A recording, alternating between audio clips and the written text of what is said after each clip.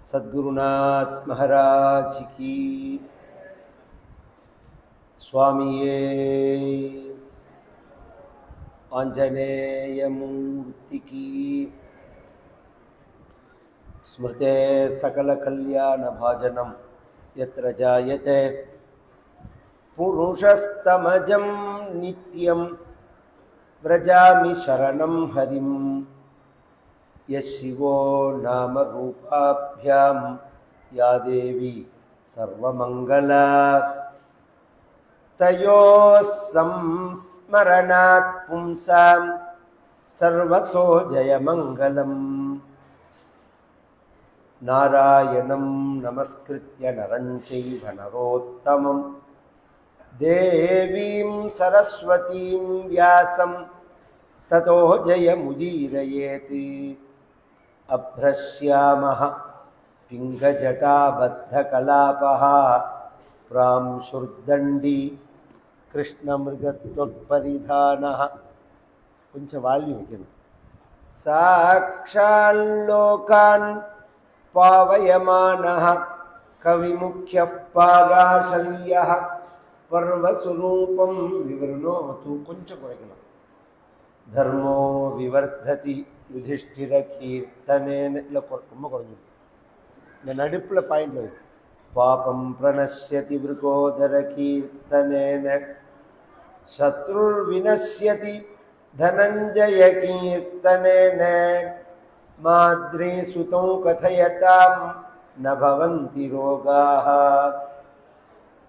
मूकं करोति वाचालं पंगुं लङ्घयते गिरिं यत्कृपात्तमहं वन्दे परमानन्दमाधवं पार्थाय प्रतिबोधितां भगवता नारायणेन स्वयं व्यासेन ग्रथितां पुराणमुनिना मध्ये महाभारतम् अद्वैतामृतवर्षिणीं भगवतीं अष्टादशाध्यायिनीं अम्ब त्वाम् अनुसन्दधामि भगवद्गीते भवद्वेषिणीं सर्वोपनिषतो गावः दोग्धा गोपालनन्दनः पार्थो वत्सः सुधीर्गोप्ता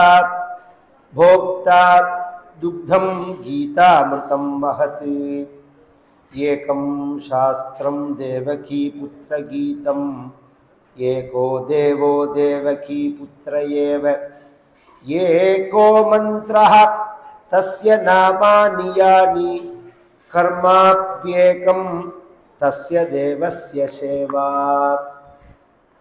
अस्मत्कुलेश्वरं देवम् अस्मच्छत्रुविनाशनम् अस्मदिष्टप्रदातारं शास्तारं प्रणमाम्यहम् भक्तवात्सल्यजलधेः परमानन्दरूपिणः अस्मदाचार्यराजस्य प्रपन्नोऽस्मि पदाम्बुजं त्र्यम्बकपुराधीशं गणाधिपसमन्वितं गजारूढमहं वन्दे शास्तारं कुलदैवतं बुद्धिर्बलं यशोधैर्यं निर्भयत्वमरोगता अजाड्यं वाक्पटुत्वञ्च हनुमत्स्मरणात् भवेत्। ओम श्री राधा रुक्मिणी सत्यभामा समेत श्री गोपाल कृष्णाय परब्रह्मणे नमः। ओम सद्गुरु चरणारविन्दाभ्यां नमः।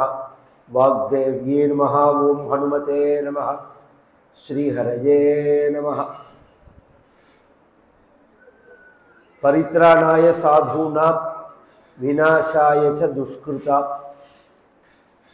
धर्म संस्थापनार्थाय संभवामि युगे युगे। இது பகவத்கீதா ரத்தனம் மாதிரி உள்ள ஸ்லோகம். பகவத்கீதா சாரம் இது. பகவத்கீதையில பகவான் வாக்குனால சொல்லக்கூடியதான ஸ்லோகம் இது. இத இன்றும் எத்தனையோ பிரிவு மக்கள் இதை ஒரு பிரதான மந்திரம் மாதிரி எடுத்து சொல்றவர்கள் உண்டு. இதுக்கு என்ன பொருள் அப்படின்னா, பரித்ராணாய சாதுனா விநாசாய ச துஷ்கிருதா தர்ம சம்ஸ்தாபனார்த்தாய சம்பவாமி யுகே யுகே, யுகத்துக்கு யுகன் நான் வருவேன் அப்படிங்கிறான் பகவான். எதற்காக வருவேன் அப்படின்னு சொல்லும் போது அந்த காரணத்தை சொல்றார். பரித்ராணாய சாதுனாம், நல்லவர்களை ரட்சிப்பதற்காக, விநாசாயச்ச துஷ்கிருதாம், தீயவர்களை அழிப்பதற்காக, தர்ம சம்ஸ்தாபனார்த்தாய, தர்மத்தை நிலைநாட்டுவதற்காக, சம்பவாமி யுகே யுகே, யுகத்தில் யுகன் நான் வருவேன். பகவான் எதற்கு வரா? தர்மத்தை நிலநாட்டுறதுக்கு வரா. தர்மம் அப்படிங்கிறது ஒரு செடி கொடி மரம் போல, ஒரு மிருகத்தை வளர்ப்பது போல வளர்க்கக்கூடியதான ஒரு பொருள் இல்லை. ஒரு செடியை வச்சு தண்ணி ஊத்துறோம், எரு போடுறோம், அதை வளர்த்தோம் அப்படிங்கிற மாதிரி தர்மத்தை வளர்க்க முடியாது. தர்மம்ங்கிறது நம்மளுடைய நடத்தையில இருக்கு. அப்ப தர்மத்தை காக்கிறது அப்படின்னா என்ன? தர்மத்தை யார் கடைபிடிக்கிறார்களோ அவர்களை காப்பதுதான் தர்மத்தை காக்கிறது. ஏன்னா தர்மம்ங்கிறது ஆச்சரணமா போனதுனால, நடத்தையா இருக்கிறதுனால, அதை யார் செய்யறார்களோ அவர்களை காத்தாதான் தர்மத்தை காத்தா மாதிரி ஆகும். அந்த தர்மத்தை யார் வாழ்க்கையில கடைபிடிக்கிறார்களோ அவர்களை காப்பதுன்னா என்ன? அவர்களுக்கு இடையூறா இருப்பவர்களை அழிக்கிறது. இங்க கவனிச்சு கேட்கணும். ஒருத்தர் அழிக்கணுங்கிறதுக்காக பகவான் வரல. பரித்ராணாய சாதுனாம் அதையேவ விநாசாயச்ச துஷ்கிருதா, இங்க நல்லவர்களை காப்பதற்காக தான் தீயவர்களை பகவான் அழிக்கிறானே தவிர ஒருத்தர் அழிக்கணுங்கிறதுக்காக வரல. இப்ப நம்ம வீட்டுல ஒரு தோட்டம் போடுறோம். தோட்டத்துல நமக்கு பிடித்தமான செடிகளை வச்சு வளர்க்கிறோம். அதற்கு இடையில களைன்னு வரும், தேவையில்லாத செடிகள்லாம் முளைக்கும். நாம் என்ன பண்ணுவோம்? அதை பிடுங்கி போட்டுருவோம். அதை களை எடுக்கிறதுன்னு பேர் இருக்கு. அதை எடுத்து போட்டுருவோம். நம்ம நோக்கம் என்ன? அந்த செடியை பிடுங்கி போடணுங்கிறது இல்லை. நாம் வளர்க்கிற செடிக்கு இடையூறு இருக்கக்கூடாது. இப்ப தேவையில்லாத செடியெல்லாம் புடுங்கிறதா இருந்தா ரோடு முழுக்க என்ன பிடிக்குன்னு போகணும். எத்தனையோ இடத்துல தேவையில்லாத செடிகள் முளைச்சிருக்கு, அதெல்லாம் நாம பிடுங்கி போடுறது கிடையாது. நாம வளர்க்கிற தோட்டத்துல நல்ல செடிகளுக்கு இடையூறா எந்த செடிகள் இருக்கோ அதை தூக்கி போடுறோம். அது மாதிரி பகவான் அழிப்பது அப்படிங்கிறது எப்பன்னா, எப்ப நல்லவர்களுக்கு இடையூறு வரதோ அப்பதான் தீயவர்களை பகவான் அழிக்கிறான். அப்பதான் தீயவர்களை அழிக்கிறான். இந்த நல்லவர்கள்லாம் யார்? அதுதான் கேள்வியே. அதுதான் பெரிய சந்தேகம். யார் நல்லவன் அப்படிங்கிறத நம்மால வாழ்க்கை முழுக்க தீர்மானம் பண்ண முடியல. வாழ்க்கை முழுக்க வாழ்ந்தாலும் தீர்மானம் பண்ண முடியல. உயர்ந்த மனிதர்களுடைய அடையாளம் எது அப்படிங்கிறதுக்கு பிரகலாத சரித்திரம் ஒரு உதாரணம். பிரகலாதனுடைய அப்பாவான ஹிரண்யகசிபு உலகம் முழுக்க கஷ்டப்படுத்தினான். தேவதைகள்லாம் போய் பெருமாள்கிட்ட விஷ்ணுட்ட முறையிட்டார்கள். பகவான் சொன்னான், நான் எப்பொழுது பிரகலாதனுக்கு ஒரு கஷ்டத்தை அவன் கொடுக்கிறானோ அப்பொழுது நான் அவன் அழிப்பேன். நிர்வைராய பிரசாந்தாய ஸ்வசுதாய மகாத்மனே பிரஹ்லாதாய யதா த்ருஹ்யேத் ஹனிஷ்யேபி வரோர்ஜிதம்.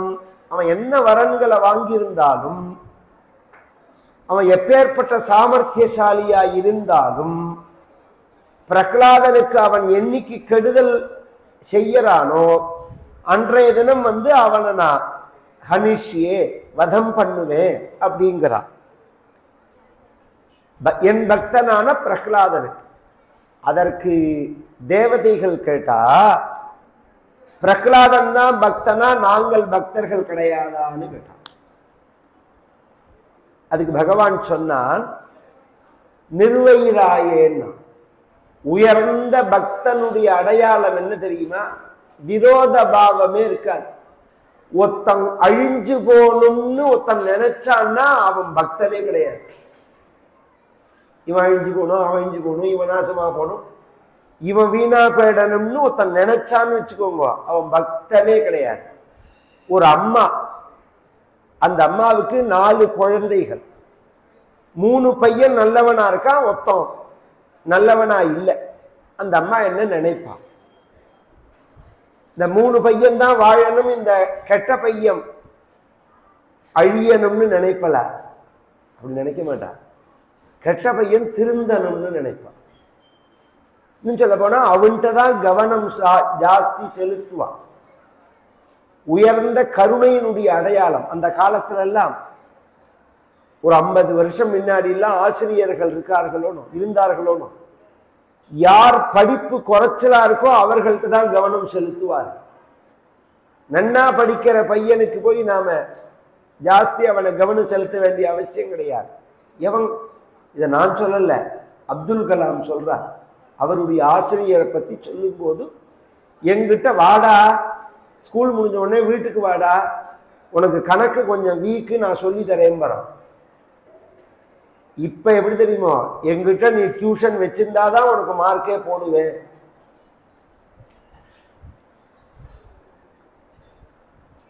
அந்த தரம் கெட்டு போறது அதான் விஷயம். தரம் இல்லாத மனிதர்கள் எல்லா இடத்திலையும் கலந்துட்டார்கள். அதான் பிரச்சனையே.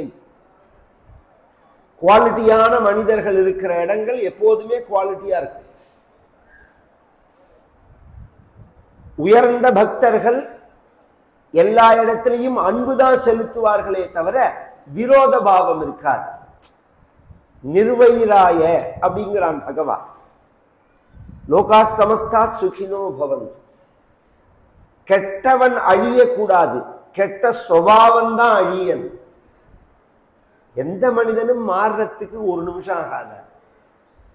பகவான் நினைச்சா மாற்ற முடியாத. எத்தனை பேர் மாறி இருக்கார்கள். அது பின்னாடி போய் நான் கதை சொல்ல வேண்டாம். இப்ப நம்ம எல்லாருக்கும் புரியுற மாதிரி சொல்லணும்னா அதுல கண்ணதாசன் ஒருவர்.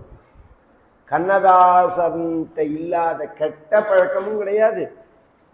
கண்ணதாசன் மாதிரி நாஸ்திகவாதம் பேசினவர்களும் கிடையாது. ஆனா அந்த தெய்வம் தடுத்து ஆட்கொண்ட ஒண்ணு அவர் மாதிரி ஆஸ்திகம் பேசினவரும் கிடையாது.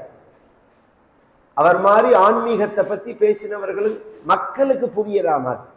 இந்த விஷயம் கண்டென்ட் பெருசா இருக்கலாம், அத பாமர மக்களுக்கும் புரியற மாதிரி எடுத்து சொல்ல தெரியணும். பொதுவா என்னை மாதிரி சொல்றவர்கள் சொன்னா கூட நம்ப மாட்டார். அவர்கள் மாதிரி சொல்லும் போதுதான் அதுல நம்பிக்கை வரும்.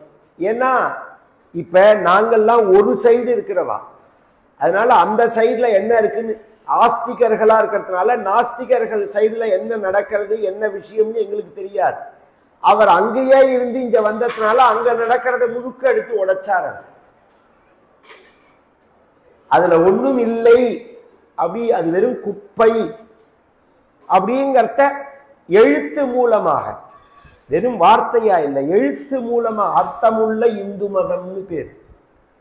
குழந்தைகளை படிக்க சொல்லணும் அது, அந்த புஸ்தகங்கள் இல்ல நாம படிச்சு தெய்வத்தின் குரல், அர்த்தமுள்ள இந்து மதம், நம்ம சித்பவானந்தருடைய சில விஷயங்கள், அது மாதிரி சின்மயானந்தாவோடது, இதெல்லாம் எடுத்து ஒவ்வொரு அத்தியாயத்துல நாம தினம் ஒரு 10 நிமிஷமாவது குழந்தைகளுக்கு படிச்சு காமிக்கிறோம். அது புரியறதா புரியலையாங்கிறது அடுத்த விஷயம். அத அந்த குழந்தைகள் காதுல உயரும் அந்த சப்தம். அவ்வளோ உயர்ந்த விஷயங்கள் எடுத்து பேசியிருக்கார். அதுவும் தெய்வத்தின் குரல்ல பேசாத சப்ஜெக்டே கிடையாது. எந்த தெய்வத்தை பத்தி, எந்த மொழியை பத்தி, எந்த கலாச்சாரத்தை பத்தி, எந்த மனிதர்களை பத்தி நமக்கு சந்தேகம் வருமோ அத்தனையும் பேசப்பட்டிருக்கு. தெய்வத்தின் குரல்ல பேசப்படாத விஷயமே கிடையாது. அதை படிச்சா தெளிவு வராதவர்களே இருக்க முடியாது. உயர்ந்த பக்தனுக்கு விரோத பாவம் இருக்காது. இவன் அழிஞ்சுக்கணும், அவன் அழிஞ்சுக்கணும்னு அவன் நினைக்க மாட்டான். அந்த மாதிரி பக்தர்களுக்கு யார் இடையூறு பண்ணுகிறார்களோ அவர்களை காப்பதற்காக பகவான் வரா.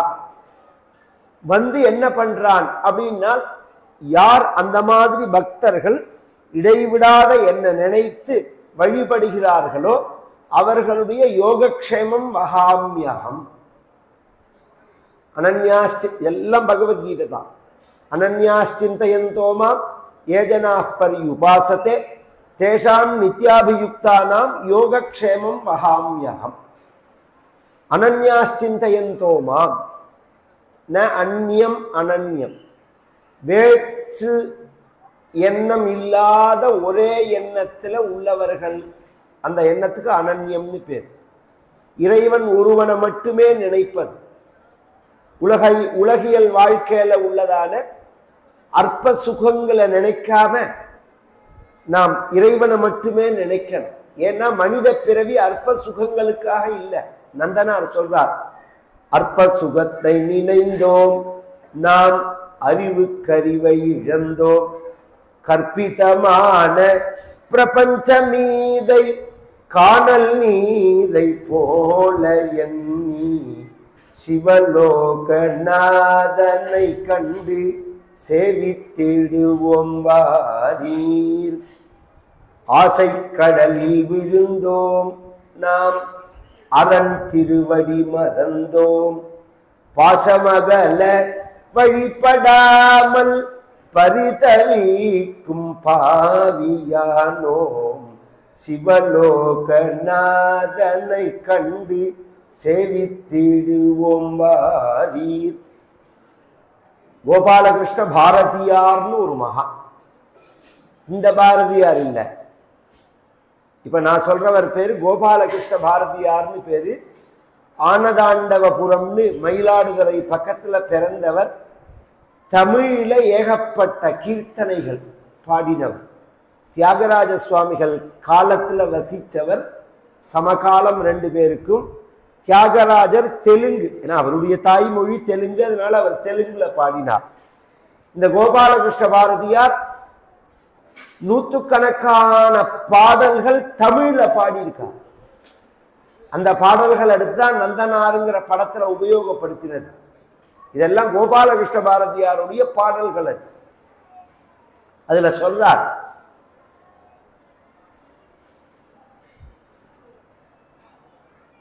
அற்ப சுகத்தை நினைந்தோம்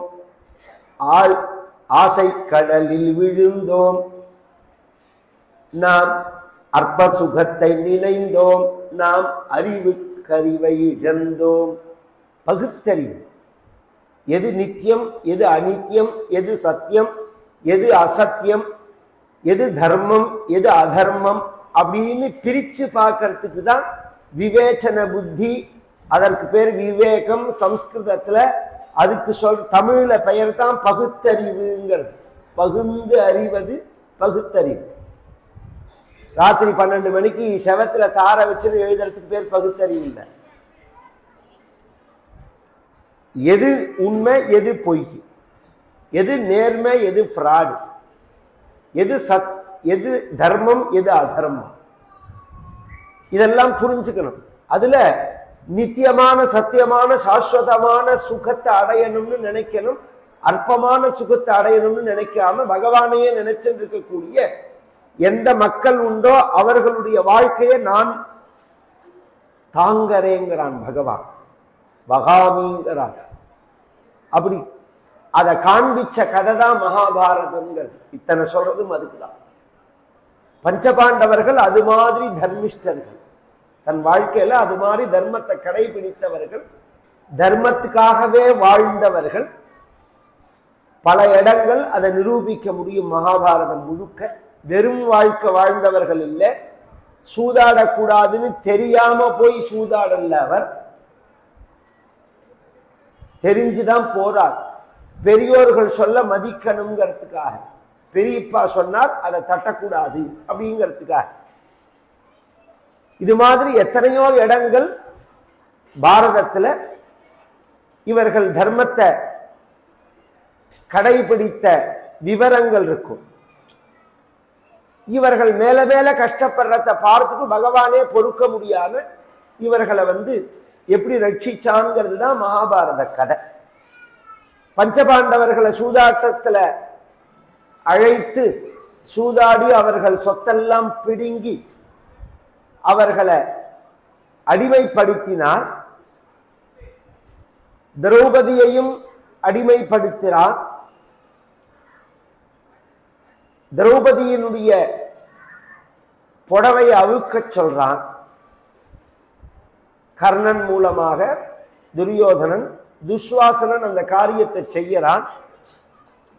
அந்த சந்தர்ப்பத்தில் திரௌபதியானவள் பகவான கூப்பிடுறாள், கோவிந்தா அப்படின்னு கூப்பிடுறாள். திரௌபதி கிராஜ உத்தாரியா ஜப கிருஷ்ண நாம புக்காரியா. திரௌபதி கிலாஜ உத்தாரியா ஜப கிருஷ்ண நாம புக்காரியா. ब्रह्मानंद चेद पटारिया तुम्हें याद हो के न याद हो जो नाम का प्रताप है तुम्हें याद हो. பிரம்மானந்தர்னு ஒருத்தர் இறைவனுடைய நாமாவனுடைய மகிமைகளை சொல்றார். சங்கசக்கர கதாபானே துவாரகா நிலையாச்சுதா கோவிந்த புண்டரீகாட்சா ரக்ஷமாம் சரணாகதாம். இது திரௌபதி சொன்ன சரணாகதி. பகவான் துவாரகையிலேந்து அருளால இவன் துஸ்வாசனன் அந்த புடவையை பிடிச்சு இழுக்கிறதே மேல மேல மேல புடவை வரது. ஒரு ஆச்சரியம் என்னன்னா, அது எப்படி வந்தது அப்படிங்கிறத சொல்லும் போது கம்சாரி காருண்ய பயப்பயோதையே கல்லோலமாலேவ துக்கூல பங்கி. சமுத்திரத்துல ஒரு அலை விரட்டின்னு வரும், பார்த்துருக்கீங்களா? ஒரு அலை வரத்துக்குள்ள இன்னொரு அலை பின்னாடி விரட்டின்னு வரும். அது மாதிரி புடவை வருது. ஒரு அலை இன்னொரு அலைன்னு சொன்னதுனால ஒரே மாதிரி கலர் இல்லை, வெரைட்டி வெரைட்டியா வருது, டிஃபரெண்ட் டிஃபரெண்ட் கலர்ல. மானத்தை காக்கிறதுக்கு துணியை கொடுக்கறது கடா துணி அனுப்பிச்சா போறாதா பகவான்? அதுல கூட ஒரு ரசனை டிஃபரெண்ட் டிஃபரெண்டா வருது. இதுல ஒரு ஆச்சரியம், துஸ்வாசனன் தான் அந்த புடவையை பிடிச்சு இழுக்கிறான். அவன் ஒன்னும் சூம்பின கை உள்ளவன் இல்லை, நோஞ்சான் கிடையாது, மிகவும் பராக்கிரமசாலி. இழுத்து இழுத்து இழுத்து இழுத்து அவன் கை சளைச்சு போயிடுத்து புடவை வருது நிக்கல். இவன் கலைச்சு போயிட்டான், கோவிந்தாங்கிற நாமா கலைச்சே போகல, அது கொடுத்துட்டே இருக்கு, வந்துட்டே இருக்கு. இத கண்ணு தெரியாத திருதராஷ்டிரன் கேள்விப்பட்டான். இவ அப்படி கத்தினா புடவை வந்துட்டே இருக்கு அப்படின்னு உடனே பயந்து போயிட்டான். உடனே நிறுத்துன்னா, சூதாட்டத்தை நிறுத்துன்னா திரௌபதியை கூப்பிட்டான். பக்கத்துல என் அன்பான மருமகள் நீ, எங்க வீட்டு மகாலட்சுமி, அயோக்கிய பய. சூதாடுறத்தை என்ன சொல்லணும்? அத எப்ப சொல்றான் பாருங்க. சில பேருடைய சுபாவம், நீ மனசுல எதையும் வச்சுக்காத, உனக்கு என்ன வரன் வேணுமோ அதை கேளு. உடனே அவள் சொன்னால், பஞ்சபாண்டவர்கள் அடிமை இல்லைன்னு இருக்கணும், அவர்கள் அடிமைன்னு சொல்லக்கூடாது. அவர்கள் ராஜா திருதராஷ்டிரன் தான். அதனால நான் அதை ரிலீவ் பண்ணிவிடுறேன்ட்டான். அவர்கள் இழந்த சொத்தெல்லாம் அவர்கள்ட்ட திருப்பி கொடுக்கணும், கொடுத்துடுறேன்ட்டான். போரும்னா ஒன்ன நீ கேட்டுக்கலையேன்னா திருதராஷ்டிரன் உன்னை வச்சு ஆடி இருக்கான், நீ அடிமை இல்லைன்னு கேட்டுக்கலையேன்னா. அவ சொன்னா நான் ஆரம்பத்துல இருந்து நான் அதை தானே சொல்றேன், நான் அடிமை இல்லையேன்னு. மாட்டிவல நான் அடிமைன்னு யார் சொன்னா? நான் ஆரம்பத்துல இருந்தே இந்த ஆர்கியூமெண்ட் தான் நான் பண்றேன். எப்ப தர்மபுத்திரர் தன்னை வச்சு ஆடினாரோ அப்பயே அவருடைய சுதந்திரம் போயாச்சு. என்னை வச்சு ஆடுறதுக்கு அவருக்கு உரிமை கிடையாது. அதனால அந்த ஆட்டம் செல்லாது, நான் அடிமை இல்லைன்னு தானே ஆர்கியூமெண்ட் பண்றது. சொத்த முழுக்க வாங்கின்னு வந்துட்டார்கள். அந்த சூதாட்டம் அப்படிதான் முடிஞ்சது. மகாபாரதம் ஒரிஜினல் கதை அப்படிதான். அப்புறம் என்ன பண்றா, இவர்கள்லாம் சேர்ந்து ஒரு ஒரு கூட்டம் போட்டார்கள். துரியோதனன், துஸ்வாசனன், சகுனி, ஜெயத்ரதன், அஸ்வத்தாமா, கர்ணன், ஷடாயுதனம்னு பேர். அயோக்கியர்கள் 6 பேர்.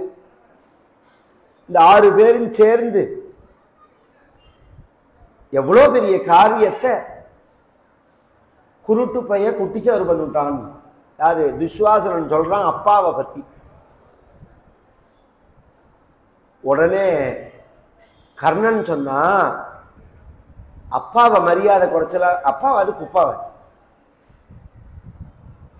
எவ்வளவு பெரிய தப்பு பண்ணிட்டோம். ஒன்னும் பாம்பை பார்த்தோம்னா அந்த அதுகிட்டயே போகக்கூடாது, அதை தட்டி விரட்டி விட்டுருக்கணும். இல்ல கம்பெடுத்து அடிக்கணும்னு தீர்மானம் பண்ணிட்டா அடிச்சு கொன்னுடணும். 2 அடி அடிச்சுட்டு விடக்கூடாது. விட்டா அது நிச்சயமாக பழி வாங்காம விடவே விடாது. யானை, பாம்பு, ராஜா இந்த 3 பேரும் பழி வாங்குவார்கள். இன்னைக்கு சயின்ஸ்ல சொல்றதெல்லாம் முழுசா நம்பாதீங்க. பாம்புக்கு காது கிடையாதுன்னா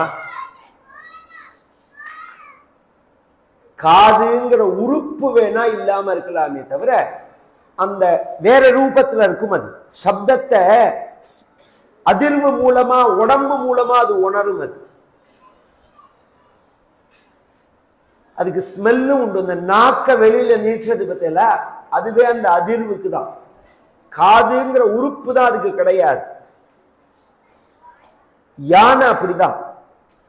20 வருஷம் முன்னாடி நீங்க ஒரு தப்பு பண்ணினாலும் அதை ஞாபகம் வச்சுக்கோங்க, மறக்காது. அது மாதிரி அரசாள்பவர்கள் ஒத்த வந்த உடனே அவன் வேலையே இந்த நாட்டை எப்படி முன்னேற்றதுங்கிறது இல்ல, ஏற்கனவே உள்ளவனை எப்படி பழி வாங்கலாம்ங்கிறது தான்.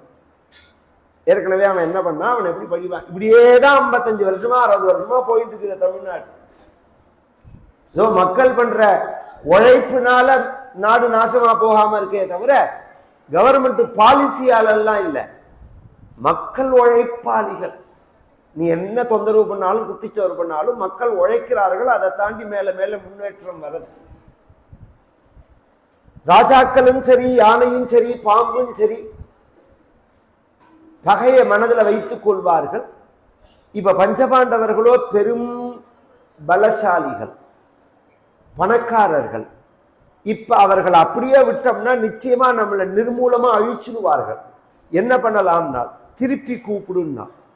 எதுக்கு? சூதாடுறதுக்கு. புனர்தியூத்தம்னு பேர். கூட்டா வருவானா? நிச்சயமா வருவான். திருதராஷ்டிரன் கூட்டா வருவான். எல்லாருமே திருதராஷ்டிரனை பிராண்டினா. உன்னை காந்தாரி சொன்னா, காந்தாரின்னு திருதராஷ்டிரனுடைய மனைவி, அவ சொல்றா, உன் புள்ள புத்திய நீ கேட்காதே, உன் புத்திய குழந்தைகள் கேட்கிற மாதிரி பண்ணு. இந்த குலத்தை நாசம் பண்ண வந்தவன் இவன். யாரு? ஒரு அம்மா பையனை பத்தி சொல்லுவல அப்படி.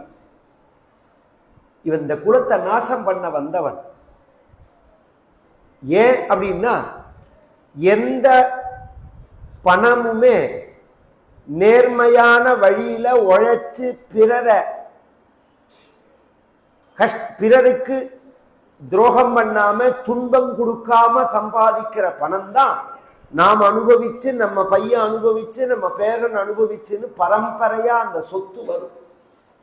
இது மாதிரி ஏமாத்தி ஃப்ராடு பண்ணி இது மாதிரி எல்லாம் சம்பாதிச்சா அது என்ன பண்ணும்னால் நம்ம காலத்திலேயே நம்ம குடும்பத்தை நாசம் பண்ணிட்டு போயிடும். பிரத்வம்சினி, இது காந்தாரி சொல்ற வாக்கு.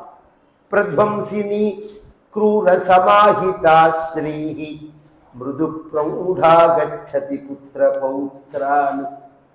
க்ரூர சமாஹிதா ஸ்ரீஹி பிரத்வம்சினி, क्रूरमा கொடூரமான முறையில சம்பாதிச்சோம்னா குலநாசம் ஏற்படும். இவன் காலத்திலேயே சொத்து போயிடும். கண்ணுக்கு எதிர்த்தாப்புல பெரிய பெரிய கஷ்டங்கள் வரும். அதையும் தாண்டி திருந்துறவன் தான் திருந்துவான்னு வச்சுக்கோங்க, அது வேற விஷயம். ஆனா நாம பார்க்கிறோமே, வெளியில வேணா வெள்ளையும் சொல்லியுமா இருக்கலாமே தவிர உள்ள என்ன பாயிலர், மிகச்செயலர், பாயிலர் கொதிக்கிறதுங்கிறது நமக்கு தெரியுமே. எது பரம்பரையா வரும், நாம அனுபவிக்கணும். அந்த நாம சம்பாதிச்ச சொத்தை நாம அனுபவிக்கணும், நம்ம பையன் அனுபவிக்கணும். நம்ம நம்ம நம்ம நினைக்கிறதே அப்படித்தானே நினைக்கிறோம். குழந்தைகளுக்கு பரம்பரைக்கு சொத்து சேர்க்கணும்னு தானே எல்லாருமே பண்றது. அது எந்த சொத்து வரும்னா மிருது பிரௌடா கச்சதி புத்திர பௌத்ரா. நேர்மையா பிறரை தொந்தரவு பண்ணாம துரோகம் பண்ணாம சம்பாதிக்கிற பணம் தான் அனுபவி. பணம் இருக்கலாம், அனுபவம் வேற, பணம் வேற. 3 கோடி ரூபாய்க்கு கார் வாங்கி பரம சௌக்கியமா அதுல உட்கார்ந்து டிரைவரும் போறான், கார் ஓனரும் போறான்.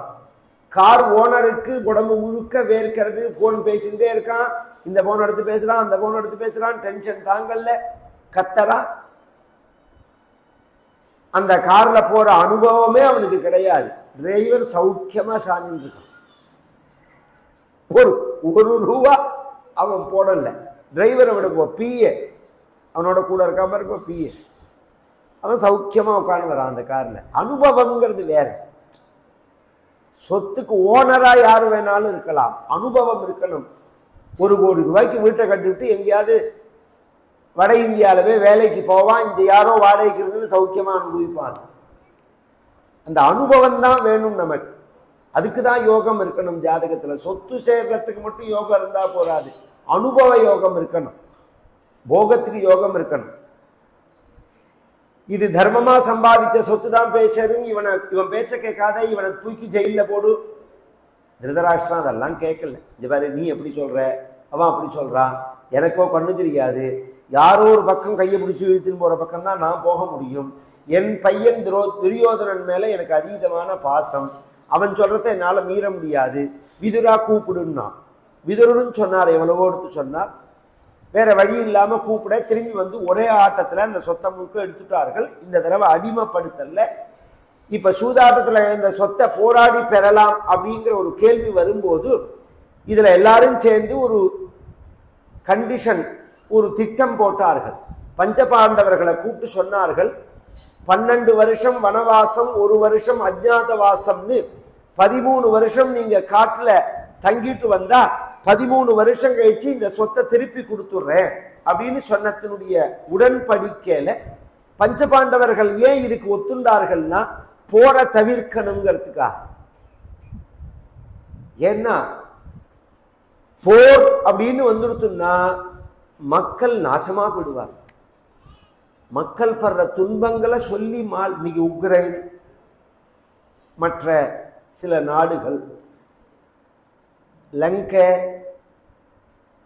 ஈராக், இன்னும் எத்தனையோ நாடுகள்லாம் இன்னும் மீண்டே வரல. அதுலேருந்து மீண்டே வரல. நாமளே மீண்டு வரதுக்கு எவ்வளோ நாளாச்சு. ஜனங்களுடைய நன்மைக்காக அரசே தவிர ஜனங்களை கஷ்டப்படுத்துறதுக்கு இல்லை. அதனால புத்திசாலியான உள்ள ராஜா மேக்சிமம் போற தவிர்க்கணும், தேவைப்பட்டா பண்ணணும். ஏன்னா மக்களை காக்கணும்னா பண்ணிதான் ஆகணும். தேவையில்லாம போற திணிக்க கூடாது மக்கள் மேல. அதனால தர்மபுத்திரர் சொன்னார், நான் கஷ்டப்பட்டாலும் பரவாயில்ல, 13 வருஷம் காட்டுல இருந்துட்டு வரேன், திரும்பி நான் வந்து சொத்தை வாங்கிக்கிறேன்னார். 13 வருஷம் காட்டுல இருந்தார். 13 வருஷம் முடிஞ்ச உடனே அர்ஜுனனுடைய பையன் அபிமன்யுவுக்கும் விராட தேச இளவரசியான உத்தரகுமாரிக்கும் கல்யாணம் நடந்தது. அந்த கல்யாணத்துக்கு சொந்தக்கார எல்லார்களுக்கும் சொல்லி அனுப்பிச்சார். ஒருத்தர் கூட வரலன்னா காரணம் என்னன்னா, வந்தா சொத்தை பத்தி பேச்சு வந்துருமோ.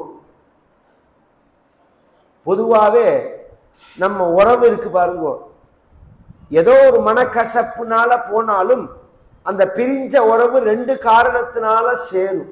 ஒண்ணு பருப்புல சேரும் அல்லது நெருப்புல சேரும். தமிழ் வச்சனம் இது. பருப்புல சேரும் அல்லது நெருப்புல சேரும். அப்படின்னா என்ன? பருப்புன்னா கல்யாணம், நெருப்புன்னா கண்டோலன்ஸ். ஏதாவது ஒரு கல்யாணம் கார்த்திகன்னா இப்ப நம்ம கூட்டம்னா அந்த பகையெல்லாம் மறந்துட்டு உறவினர்கள்லாம் வந்துருவார்கள். அல்லது ஏதாவது ஒரு கண்டோலன்ஸ் அப்படின்னா சொன்ன உடனே அதெல்லாம் மறந்துடுவார்கள். இதுதான் நம்மளுடைய பழக்கம். இப்ப கல்யாணம்னு எல்லாருக்கும் சொல்லி அனுப்பிச்சு ஒத்தருமே வரலேங்கிறதுல இருந்து அவர்கள் அந்த உறவை விரும்பலேன்னு தெரியாது. மேல என்ன பண்றது அப்படிங்கிறது அதற்குள்ள உலூக பட்டர்னு ஒருத்தரை விட்டு அனுப்பிச்சான் துருபதராஜன். அதுக்கு பதில் சஞ்சயன்னு ஒத்தனை திருதராஷ்டிரன் தூது அனுப்பிச்சான். சஞ்சயன் மூலமாக ஒரு மெசேஜ் சொல்லி அனுப்புறான் பஞ்சபாண்டவர்களுக்கு. பஞ்சபாண்டவர்கள் விராட்ட தேசத்தை விட்டுட்டு பக்கத்துல உபப்ளாவியம்னு ஒரு சிட்டி நகரம், அந்த இடத்துல வசிக்கிறார்கள். சஞ்சயன் வந்து சொன்னான், உங்க பெரியப்பா அவங்களெல்லாம் ஆசீர்வாதம் பண்ணினா, கல்யாணம் நல்லபடி ஆச்சான்னு கேட்டார். கல்யாணத்துக்கு அவரால் வர முடியலன்னு சொல்ல சொன்னார். குழந்தைகளுக்கு ஆசீர்வாதத்தை சொல்ல சொன்னார். 13 வருஷம் முடிஞ்சு திரும்பி இந்த சொத்தெல்லாம் கொடுக்கணும் அப்படிங்கிறத துரியோதனர்கள் சொன்னதை கேட்கல.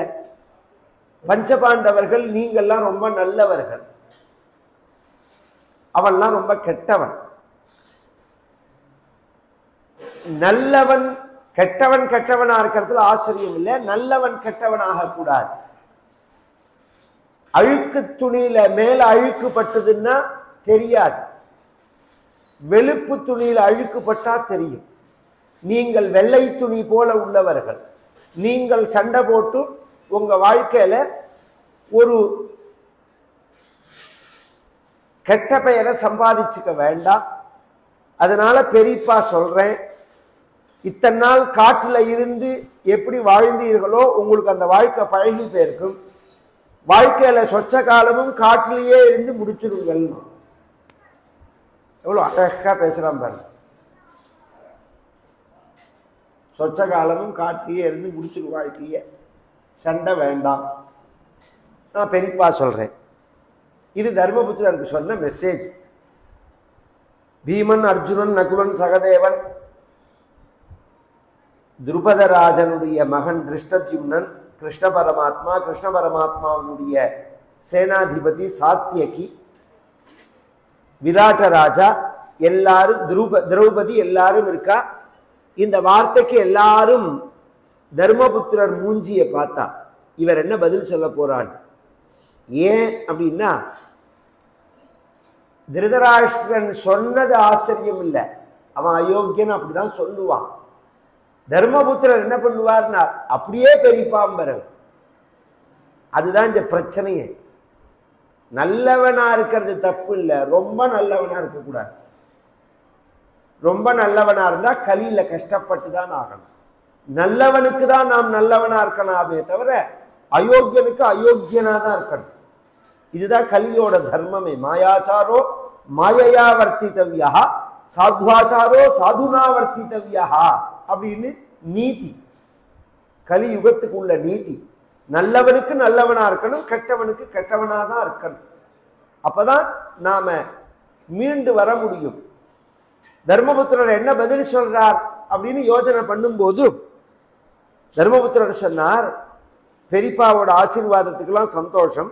அதே சமயம் நாங்களும் சண்டைய விரும்பல, ஆனா எங்க சொத்தை நாங்க அடையாம விட மாட்டோம். இப்ப சூதாட்டத்துல இழந்தது நான் எங்க சொத்தை தான், உன் சொத்தை இல்லை. இப்ப உங்களுக்கு புரியுற மாதிரி சொல்றேன். இப்ப நம்ம இந்தியா சொல்லிட்டே இருக்கு காஷ்மீரை மீட்போம். உங்களுக்கு யாருக்கா புரியுமா? அதை பத்தி பார்ப்பேல இல்ல வம்பு சேனல் தான் பார்ப்பேல? இந்த குப்பையா உள்ள சேனல்கள்லாம் இருக்கு, அந்த நியூஸ் தான் பார்ப்பேல? நல்ல விஷயங்களை பார்க்கணுமா தெரிஞ்சுக்கணும்னு நினைப்பேல? காஷ்மீரை மீட்போங்கிறது. இமாச்சல பிரதேசத்துல திபெத்தினுடைய எல்லையை மீட்போங்கிறது 50 வருஷம் கழிச்சு இந்த கவர்மெண்ட் வந்துதான் இந்த பேச்சு வந்திருக்கு. இதெல்லாம் அவர்களுடைய சொத்து இல்லை. சைனா யுத்தத்துக்கு வந்த போது ஆக்கிரமிச்சிருந்த இடத்துலதான் நம்ம கைலாஷ் பர்வதங்கள்லாம் போயிடுது. இப்ப கைலாசத்துக்கு யாத்திரை நம்ம ஹிந்துக்களுடைய இடத்துல நாம சுதந்திரமா போயிட்டு வர்றதுக்கு சைனாக்காரன்ட்ட பாஸ் கேட்க வேண்டியிருக்கு. இதை மாத்தணும் ஃபர்ஸ்ட். ரெண்டாவது, பஞ்சாப் காஷ்மீர் இந்த ரெண்டுமே சரி பாதி தான் நம்ம கிட்ட இருக்கு, சரி பாதி பாகிஸ்தான்ல இருக்கு. அதை மீட்கணும். திருப்பி பிரிச்ச போது ஒழுங்காதான் பிரிக்கப்பட்டது. பின்னாடி யுத்தம்ங்கிற பேர்ல அவர்கள் வந்தபோது அவர்கள் அடிச்சு விரட்டாதபடிக்கு அதை அப்படியே விட்டுட்டார்கள். ரொம்ப யோக்கியவாதிகள் முன்னாடி இருந்த நம்ம நாட்டு ஆண்டவர்கள்லாம் தலையையே வெட்டி கொடுத்துட்டார்கள். அதெல்லாம் திரும்பி மீட்கணும். நம்ம சொத்தை நாம மீட்கணும். இன்னொருத்தரோட சொத்துக்கு நாம ஆசைப்படல, நம்ம சொத்தை நாம மீட்கணும். இழந்த சொத்தை மீட்கணும். தர்மபுத்திரர் அதுதான் சொல்றார், என் சொத்தை எனக்கு கொடுக்கணும். என் சொத்தை எனக்கு கொடுக்காம நான் சும்மா போக மாட்டேன். இதை எப்படி சொல்லி அனுப்புறது? சஞ்சய்கிட்ட சொன்னா மட்டும் போராது. கிருஷ்ண பரமாத்மா எழுந்தார், யுதிஷ்டிரா அந்த சஞ்சயா நீ தூதுக்கு வந்துட்ட, நான் நாளைக்கு தூதுக்கு வரேன்னா.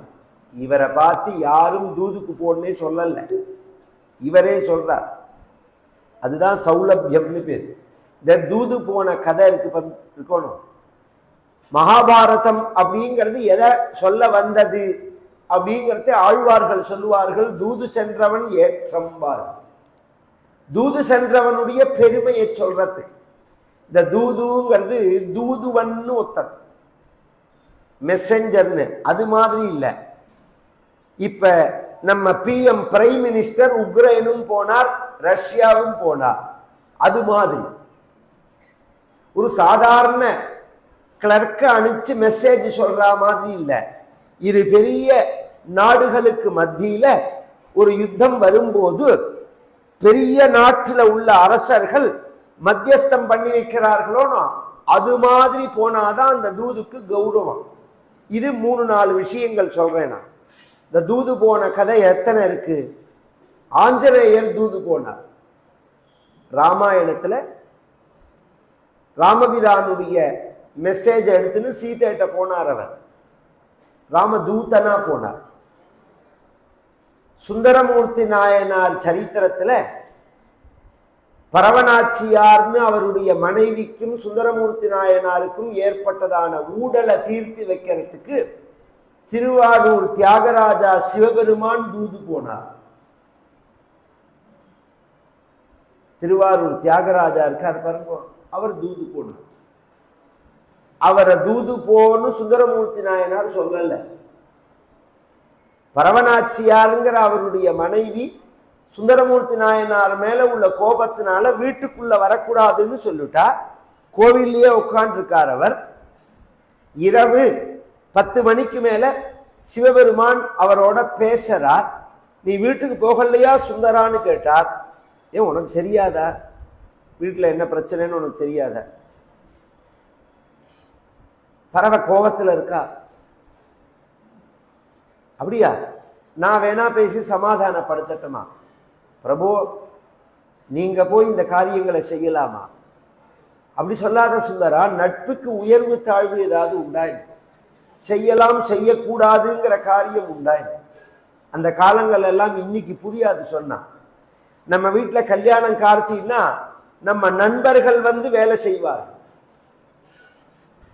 எந்த அளவுக்குன்னா இது மாதிரி சமையல் சாப்பாடு போறத தூக்குச்சட்டி எடுத்து பரமாறுவார். இதெல்லாம் ஒரு கௌரவ குறைச்சல் உயர்வு தாழ்வு அப்படி நினைச்சதே கிடையாது. நட்புக்காக எதையும் செய்யலாம். உனக்காக நான் தூது போறேன், அப்படின்னு சொல்லிட்டு சிவபெருமான் தூது போனார். பேரூரும் பறவை மன ராமலிங்க அடிகளார் சொல்றார், மகான்.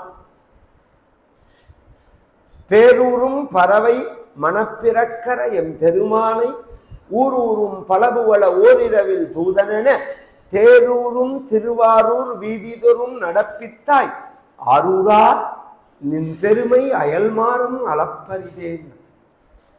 ஆரூரங்கிறது சுந்தரமூர்த்தி நாயனார் பெயர். உன்னோட பெருமைய அயல்மாறும் அளப்பரிதே. அயல்மார்னா மகாவிஷ்ணு வாமனாவதாரம் பண்ணி திருவிக்கிரமாவதாரம் எடுத்து இந்த உலகத்தை 3 அடியாக அளக்க போன அந்த மகாவிஷ்ணுவாலையும் சுந்தரா உன் பெருமையை அளக்க முடியாது. ஏன்?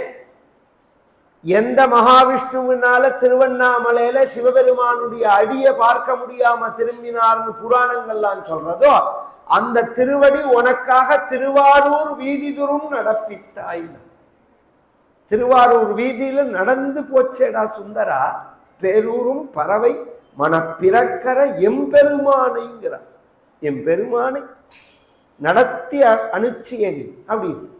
அது பக்த வாத்சல்யம்னு பேர். அது மாதிரி பகவான் கிருஷ்ண பரமாத்மா சொல்றார், நான் போறேன் அண்ணா, நான் போய் பேசுறேன் அப்படின்னு சொல்லி மறுநாளைக்கு கிளம்பி பகவான் வரார். இங்க முன்னாடியே பேசிட்டார்கள்.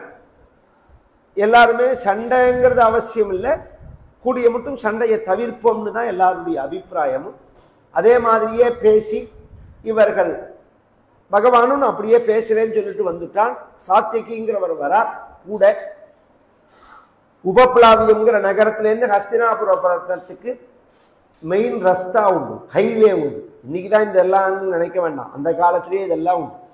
ஏசியா முழுக்கையே ஹைவே உண்டு, மெயின் ரஸ்தாக்கெல்லாம் உண்டு.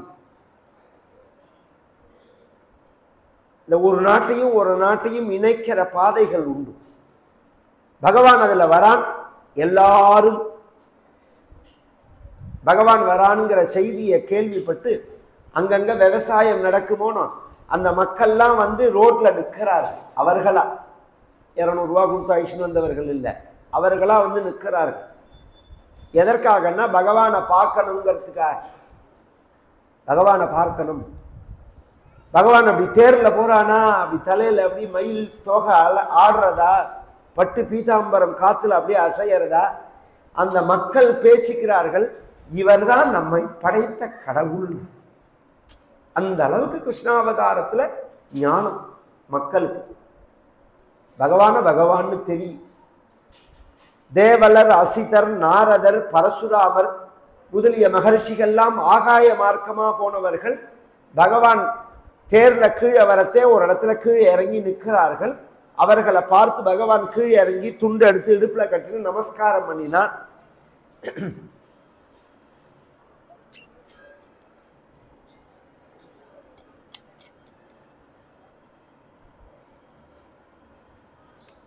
பகவான் கேட்கிறான், நீங்கெல்லாம் எதற்காக இங்க வந்திருக்கீர்கள் அப்படின்னு கேட்டார். அதற்கு பரசுராமர், தேவலர், அசிதர் முதலிய மகர்ஷிகள்லாம் சொன்னார்கள்,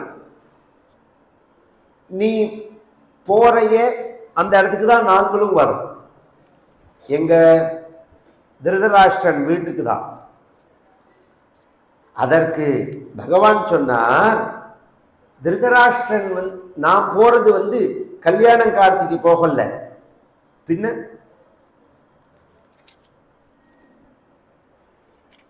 சண்டை சமாதானப்படுத்துறதுக்காக போறேன்.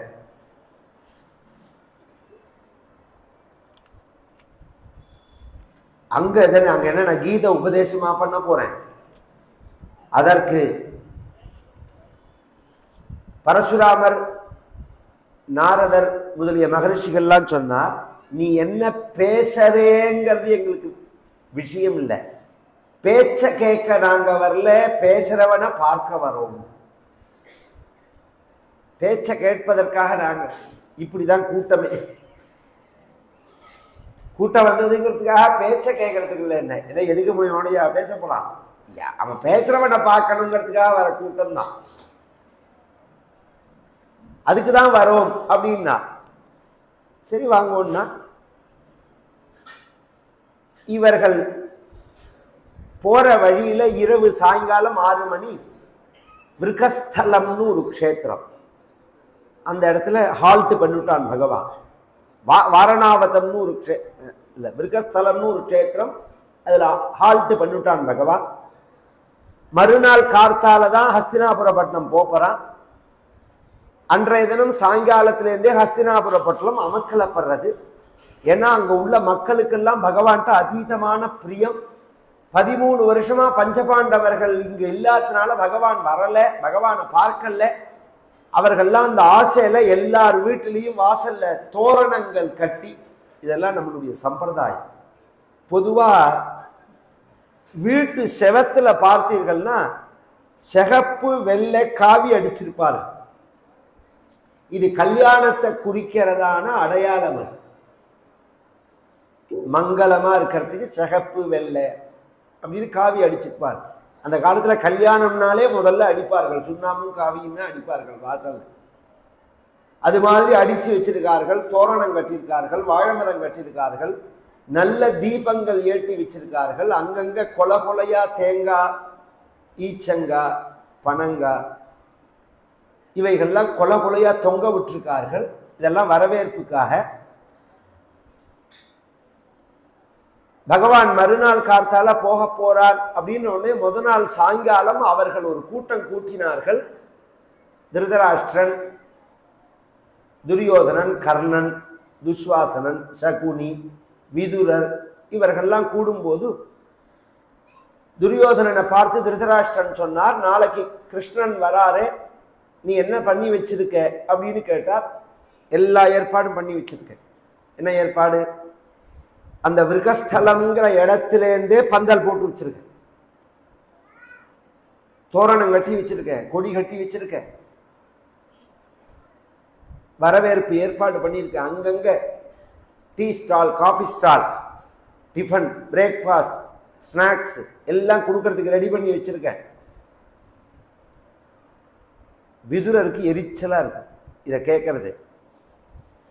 இதுக்கு பேர்லாம் மரியாதை இல்லை. துரியோதனா, நாளைக்கு கிருஷ்ணன் வந்து சபையில உட்கார்ந்துட்டு என்ன சொல்றாரோ அந்த விஷயத்துக்கு நடக்கிறேன்னு சொன்னாதான் மரியாதைன்னு அர்த்தம். நீ இந்த மாதிரி டெக்கரேஷன்லாம் பண்ணி அவரை ஏமாத்த முடியாது. ஏன் அப்படின்னா பெரும்பாலான அரசியல்ல நடக்கிற காரியம் என்னன்னா, பார்ட்டி வச்சு ஏமாத்துவான், பார்ட்டியால ஏமாந்து போவான். இந்த பார்ட்டினாலே அங்க ஏதோ பெரிய சூது நடக்க போகுதுன்னு அர்த்தம். இது அடிப்படை விஷயம். அதுல ஏமாறுறவர்கள்லாம் கிடையாது. எல்லாம் துரியோதனன் காதியே வாங்கிக்கல. மறுநாள் கார்த்தால பகவான் வரத்துக்கு முன்னாடியே அஸ்தினாபுர கோட்டை வாசல்ல வந்து எல்லாரும் சூழ்ந்துட்டார்கள். பகவான் தேர்ல வந்தவன் மரியாதைக்காக இறங்கிட்டார். இறங்கின உடனே யானையை விட்டு மாலை போட சொன்னால் எக்காலம் கொடுத்தார்கள். பேரியெல்லாம் அடிக்கப்பட்டது. பீஷ்மர் வந்து ஒரு கையை பிடிச்சிருந்தார், துரோணர் வந்து ஒரு கையை பிடிச்சிருந்தார். யார? கிருஷ்ண பரமாத்மாவை. பகவான் அப்படி வீதியில, ராஜ வீதியில நடந்து வரா. ரோட் ஷோன்னு சொல்றாள் இன்னைக்கு. எல்லாம் கிருஷ்ணாவதாரத்திலேயே உள்ள விஷயம்தான். ரோட் ஷோன்னு சொல்லி நடக்கிறது இப்ப சமீபத்துல எல்லாம் சீடு நம்ம புராணங்கள்ல தான் இருக்கு. அதுக்காக சொல்லவர். பகவான் இறங்கி நடந்து வரா. மக்கள் எல்லாம் பூவையும் சந்தனத்தையும் பன்னீரையும் வாரி தெளிக்கிறார்கள் பகவான் மேல. பொதுவா பகவான் வந்த சப்ஜெக்ட அந்த சபையில வச்சுதான் ஓபன் பண்ணணும். அதுக்கு முன்னாடி அதை பத்தி பேசக்கூடாது. எஸ்ய கிருத்தியம் நஜானந்தி மந்திரம் வா மந்திரித்தே பரே கிருதமேவாஸ்ய ஜானந்தி சவை பண்டித உச்சியதேன்னு விதுர நீதியில ஒரு ஸ்லோகம். அதி புத்திசாலியினுடைய அடையாளம் என்ன? அவன் என்ன செய்ய போறான்னு அவன் யோஜனை பண்றதேவும் வெளியில தெரியக்கூடாது, காரியம் செய்யும் போதும் தெரியக்கூடாது. காரியத்தை செஞ்சு முடிச்சு ராத்திரி 8:30 மணிக்கு ஒரு நோட்டும் செல்லாதுங்கிறதே தான் பகீர்.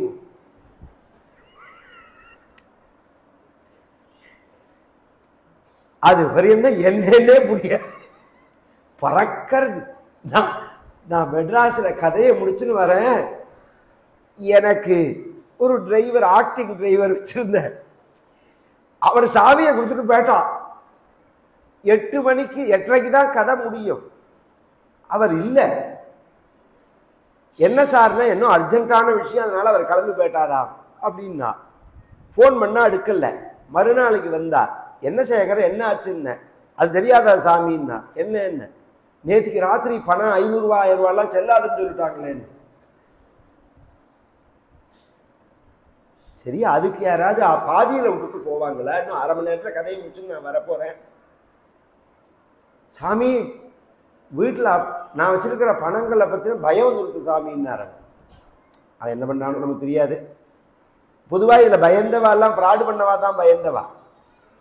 சாதாரண சாமானிய மனிதர்களுக்கு மாத்திரா மாதிரி உள்ள ஃபெசிலிட்டிலாம் ஏற்பாடு பண்ணியிருந்தா அது அந்த விஷயமே வேற. அது உள்ள காரண காரியங்களே வேற. இங்க பப்ளிக்ல சொல்ற காரணமே கிடையாது. பப்ளிக்ல சொல்லப்படுற காரணங்களே கிடையாது. பெரிய காரியத்துக்காக தான் அது நடந்தது. பின்னாடி அது தெரிஞ்சு. ஆனா இப்படி நடக்க போறதுங்கிறது அந்த டிவியில பேசுற பரியந்தம் ரிசர்வ் பேங்க் கவர்னருக்கே தெரியாது. அதான் இங்க உள்ள சுவாரஸ்யமே. அப்படின்னு சொல்றமோனோ அப்படின்னு நாம நினைச்சுட்டு இருக்கோம். பொதுவா ஒரு பெரிய ராஜ தந்திரிகளுடைய அடையாளம் அது. அதுக்காக சொல்ல வந்தேன். நம்ம சமீப காலத்துல நடந்த நிகழ்ச்சியா இருக்கிறதுக்காக இதை நான் எடுத்துட்டேனே தவிர தீட்சிதர் ஒரு கட்சி சார்ந்தவர்னு அப்படிலாம் நினைச்சுக்க வேண்டாம். நல்லவர்கள், தர்மத்தின் பக்கம் எப்போதும் நம்மளுடைய அபிப்பிராயம் அதுதான்.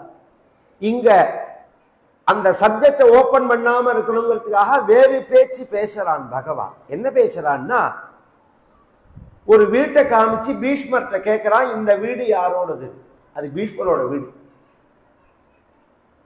பீஷ்மர் கையை பிடிச்சுட்டு இருக்கிறவர் கையை விட்டுட்டு சொன்னார், எம் வீடுன்னா. கவனிச்சு கேட்கணும் மேல கதைய. பீஷ்மருக்கு கல்யாணம் ஆகியிருக்கோ? ஆகல.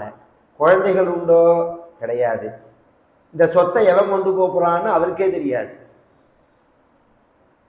பகவானை பார்த்து சொல்றார், எம் வீடுன்னா. உங்க வீடு ரொம்ப நன்னா இருக்குன்னா பகவான். எங்க வீட்டுக்கு நீங்க வரணும்னா பீஷ்மர். உங்க வீட்டுக்கு வரத்துக்கு இப்ப டைம் இல்லைன்னு. அடுத்தது கொஞ்சம் தூரம் போச்சு. இந்த பக்கத்துல ஒரு வீடு இருந்தது. துரோணரை பார்த்து பகவான் கேட்கிறான், இந்த வீடு யாரோடதுன்னு கேட்டார். துரோணாச்சாரியார் சொன்னார், இது என்னோட வீடுன்னா. 4 வேதம் படிச்சவர் துரோணர். அந்த துரோணர் சொல்றார், இது என்னுடைய வீடு அப்படிங்கிறார். உங்க வீடு ரொம்ப நன்னா இருக்கு அப்படின்னா பகவான்.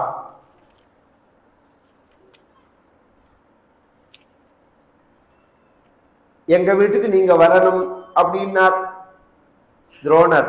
உங்க வீட்டுக்கு வரதுக்கு இப்ப டைம் இல்லைன்னா. இதுல ஒரு ஆச்சரியம். இது மாதிரி கேட்டுட்டே வரான் பகவான். கர்ணனை கேட்டான், இன்னும் சில பேரை. இதுல என்ன விசேஷம்னா, அந்த வீட்டுக்கு யார் உடையவனோ அவனை பார்த்தே பகவான் கேட்பார், இது யார் வீடு? ஒத்தத்தையே கேட்டுன்னு வரல. ஒவ்வொரு வீட்டுக்கு யார் சொந்தக்காரனோ அந்த வீட்டுக்காரன்ட்டியே கேட்பான் பகவான், இது யார் வீடு? அப்ப பகவானுக்கு அதை தெரிஞ்சுட்டு இருக்காருங்கிறது தெரியற, பகவான்னு தெரியற. இதுல இன்னொரு விஷயம், பீஷ்மருக்கு வாரிசு கிடையாது. துரோணரோ வேதம் படிச்சவர். வேதம் படிச்சதுல என்ன விசேஷம் அப்படின்னா, வேதம் ஈஷாவாஸ்ய உபனிஷத்துன்னு ஒண்ணு. அந்த உபனிஷத்து சொல்றது, ஈஷாவாஸ்யா விதக்து சர்வம் யத்கிஞ்ச ஜகத்யாம் ஜகத் தேன த்யக்தேன புஞ்சீதாஹ அப்படிங்கிறது. இந்த உலகம் முழுவதும் ஈஸ்வரனுடைய சொத்து. இதுல நாம் அனுபவிக்கிறதுக்கு தான் நம்ம ரைட்ஸ். ஏன்னா நம்ம வரும்போதும் ஒன்னும் கொண்டு வரல, போகும்போதும் ஒன்னும் கொண்டு போக முடியாது. காதறிந்த ஊசியும் வாராதே கடை வழிக்கே அப்படிங்கிறார் பட்டினத்தார். இன்னும் புரியுற மாதிரி சொல்றேன். ஹிந்து மதத்துல ஒரு பழக்கம். என்ன பழக்கம்? இறந்த உடனே அந்த உடம்ப அலம்புவார்கள். இன்றளவும் எல்லாருக்கும் உள்ள பழக்கம் அது. எதுக்கு அலம்புறோம் தெரியுமா? ஒரு மெசேஜ். நீ ரோட்ல நடந்து போறதே காத்து அடிச்சு தூசி எல்லாம் உன் மேல ஒட்டியிருந்தா அந்த தூசிக்கும் உனக்கும் கூட சம்பந்தம் கிடையாது. நீ பண்ணின புண்ணிய பாவம் மட்டும்தான் உன் பின்னாடி வரும். அப்படிங்கிறத உணர்த்துறதுக்கு தான் அலம்பி ஏத்துறது. அப்படிங்கிறத நாம் அனுபவிக்கிறதுக்கு உரிமை உள்ளவர்கள், சொந்தம் கொண்டாட முடியாது. இதுல ரொம்ப ஆச்சரியமான விஷயம் என்னன்னா, தேவையில்லாம நம்மளை நாமே சிரமப்படுத்திக்கிறோம். எனக்கு மெட்ராஸ்ல ஒரு கிரவுண்டு இருந்தது சார். அந்த கிரவுண்டானது நான் தெரியாதனமா விலை ஏறாத போது விட்டுட்டேன். இப்ப கோடிக்கணக்கா விலை போறது சார், ஏமாந்து போயிட்டேன். இது மாதிரி எத்தனையோ பேர்கள் எத்தனையோ விஷயங்கள் சொல்லுவார்கள். நான் சொத்து கையை விட்டு போயிடுது, இல்லை என்னை ஏமாத்திட்டான், புடிங்கிட்டான் அப்படின்லாம் சொல்லுவார்கள். கவனிச்சோம்னா இப்ப ஒரு கிரவுண்டு உதாரணத்துக்கு சொல்றேன், மெட்ராஸ்ல ஒரு கிரவுண்டு இருக்குன்னு சொல்றாரு. அந்த கிரவுண்டு உலகம் ஏற்பட்ட இடத்துல இருந்து அங்கேயே தான் இருக்கு. அது அந்த இடத்த விட்டு போகவே இல்லை எங்கேயுமே. அது கையை விட்டு போயிடுத்துங்கிறான். கவனிச்சு கேட்கணும். கார்ல ஏறின உடனே மெட்ராஸ் எத்தனை மணிக்கு வரும்னு கேட்கிறான். மெட்ராஸ் எத்தனை மணிக்கு போவோம்? மெட்ராஸ் இருக்கிற இடத்துல தான் இருக்கு, நீ தான் போற. மெட்ராஸா வரப்போறது நீ இருக்கிற இடத்துக்கு. அது மாதிரி இந்த சொத்து கையை விட்டு போயிடுதுன்னா கை அப்படியே இருக்கு, அந்த சொத்து அப்படியே இருக்கு. அதை தலையில ஏற்றி கீழே இறக்கிறது நீ தான். இன்னைக்கு ஒன்னோடது, நாளைக்கு இன்னொருத்தனோடது, நாளைக்கு வேற ஒருவனோடது. அப்படிங்கிறது தான் யதார்த்தம். இதுல உரிமை கொண்டாடினா துன்பப்படுவாய், அனுபவிச்சுட்டு போனா சௌக்கியமா இருப்பாய். இது பகவத்கீதையில பகவான் பின்னாடி சொல்றான். அது ஒரு திருஷ்டாந்தமா முன்னாடி சொல்லிட்டு போயிடுறேன். அது எது போல அப்படின்னு சொன்னால், இங்கேருந்து வெளியூர் போறதுக்கு ஃபர்ஸ்ட் கிளாஸ் ஏசியில ரயில்ல புக் பண்ணி ஏறி உட்கார்ந்துட்ட உடனே பெட்ஷீட் தரா, டவல் தரா, பில்லோ தரா, உபச்சாரங்கள்லாம் அமக்கலமா இருக்கு. ஒரு நாளோ 2 நாளோ அதெல்லாம் நாம் உபயோகிக்கிறோம். இது என்னோடது பெட்ஷீட்டுங்கிறோம், இது என்னோடது கம்பளிங்கிறோம், இது என்னோட டவலுங்கிறோம். எந்த ஊர் போகணுமோ அந்த ஊர் போன உடனே இறங்கறத என்ன பண்றோம்? அதை மடிச்சு கூட வைக்கிறது இல்லை, அப்படியே விட்டுட்டு போயிட்டே இருக்கும். டிராவல் பண்ணும்போது அதை முழுசா அனுபவிக்கிறோம். இறங்கும் போது அதை பத்தின எண்ணமே இல்லாம இறங்கும். கவனிச்சு கேட்கணும். நாம நேத்திக்கு முழுக்க போத்தின்ற படுக்கையாச்சே, போர்வையாச்சே, தலகாணியாச்சே, இதை விட்டுட்டு போறமேன்னு யாராவது வருத்தப்படுறோமோ? வருத்தப்படல. ஏன் வருத்தப்படலைன்னா, இது உள்ள நாம் போகும்போதே இது என்னோடது இல்லைங்கிற எண்ணத்தோட தான் அதை அனுபவிக்கிறோம். இது என்னோடது இல்லை, ஆனா அனுபவிக்கிறதுல குறைச்சலே கிடையாது. இந்த எண்ணம் வாழ்க்கையிலையும் இருக்கணும். இருந்தா விட்டுட்டு போறதே துன்பம் இருக்காது. இதை விட்டுட்டு போ இன்னைக்கு யாரும் சாஸ்வதம் கிடையாது. ஒரு நாளைக்கு கிளம்பிதான் ஆகணும். எல்லாரும் ரிட்டர்ன் டிக்கெட்டோட தான் வந்திருக்கோம். டேட் ஆஃப் ஜேர்னி வேணா தெரியாம இருக்கலாமே தவிர கன்ஃபார்ம் டிக்கெட் வேற. இது ஒன்றும் வெயிட்டிங் லிஸ்ட் ஆர்ஏசி எல்லாம் கிடையாது. கன்ஃபார்ம் ரிட்டர்ன் டிக்கெட்டோட தான் எல்லாரும் வந்திருக்கோம். என்னைக்கு டேட் ஆஃப் ஜேர்னின்னு வேணா நமக்கு தெரியாம இருக்கலாம். யாரும் இங்க தங்கிடவே முடியாது. துரோணர் சொல்றார், துரியோதனன் வீடு வந்தது. துரியோதனன் சொன்னான், அந்த இடத்துல அவன் என்ன பண்ணி வச்சிருக்கான், டெக்கரேஷன்லாம் பண்ணி வச்சிருக்கான், சாலபஞ்சிகேன்னு பேர். இந்த தீபாவளி சமயத்துல சின்ன கடத்தருக்குள்ள போனா ஒரே அமக்கலப்படும். பெரிய பொம்மையை வச்சு வாசல்ல வச்சு, கடை வாசல்ல வச்சு, வாங்கோ வாங்கோ அப்படி கை காமி, உன்னை தீபாவளி பண்ணிவிடுறேன்னு அர்த்தம். அதுக்கு பர்ச முழுக்க உருவின்னு விட்டுடுறேன்னு அர்த்தம். அது மாதிரி டெக்கரேஷன்லாம் பண்ணி வச்சிருக்கான். கிருஷ்ணரை குளிப்பாட்டுறதுக்காக அங்க அவன் வரல. கிருஷ்ணரை வரவேற்கிற இடத்துக்கு அவன் வரல.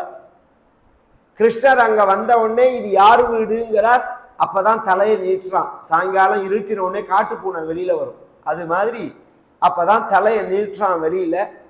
கிருஷ்ணரை பார்த்து சொல்றான், இதுக்கு முன்னாடி பார்த்த வீட்டுக்கு இந்த வீட்டுக்கு உனக்கு வித்தியாசம் தெரியலையான்னு கேட்டான். அவனை பத்தி அவனே பெருமையா நினைச்சுப்பான். சில பேர் புறத்தியாருன்னா சொல்லணும், அதை பத்தி அவனே பெருமையா நினைச்சுப்பான். இதுக்கு முன்னாடி பார்த்த வீட்டுக்கு இதுக்கு வித்தியாசம் தெரியலையா உனக்கு? உன்னோட வீடா துரியோதனான்னா, சரி சரி வா வா, டிஃபன் உனக்காக எல்லாம் பண்ணி வச்சிருக்கேன், பாதாம் அல்வா பஜ்ஜி சுஜி இல்லை வான்னா. நான் டிஃபன் சாப்பிட வரலையே அப்படின்னா பகவான். நீ சம்பந்தி ஆச்சேன்னா அதெல்லாம் வேறேன்னா பகவான். இப்ப நான் வந்திருக்கிறது தூது. தூது வந்ததுனால நான் சாப்பிட முடியாது.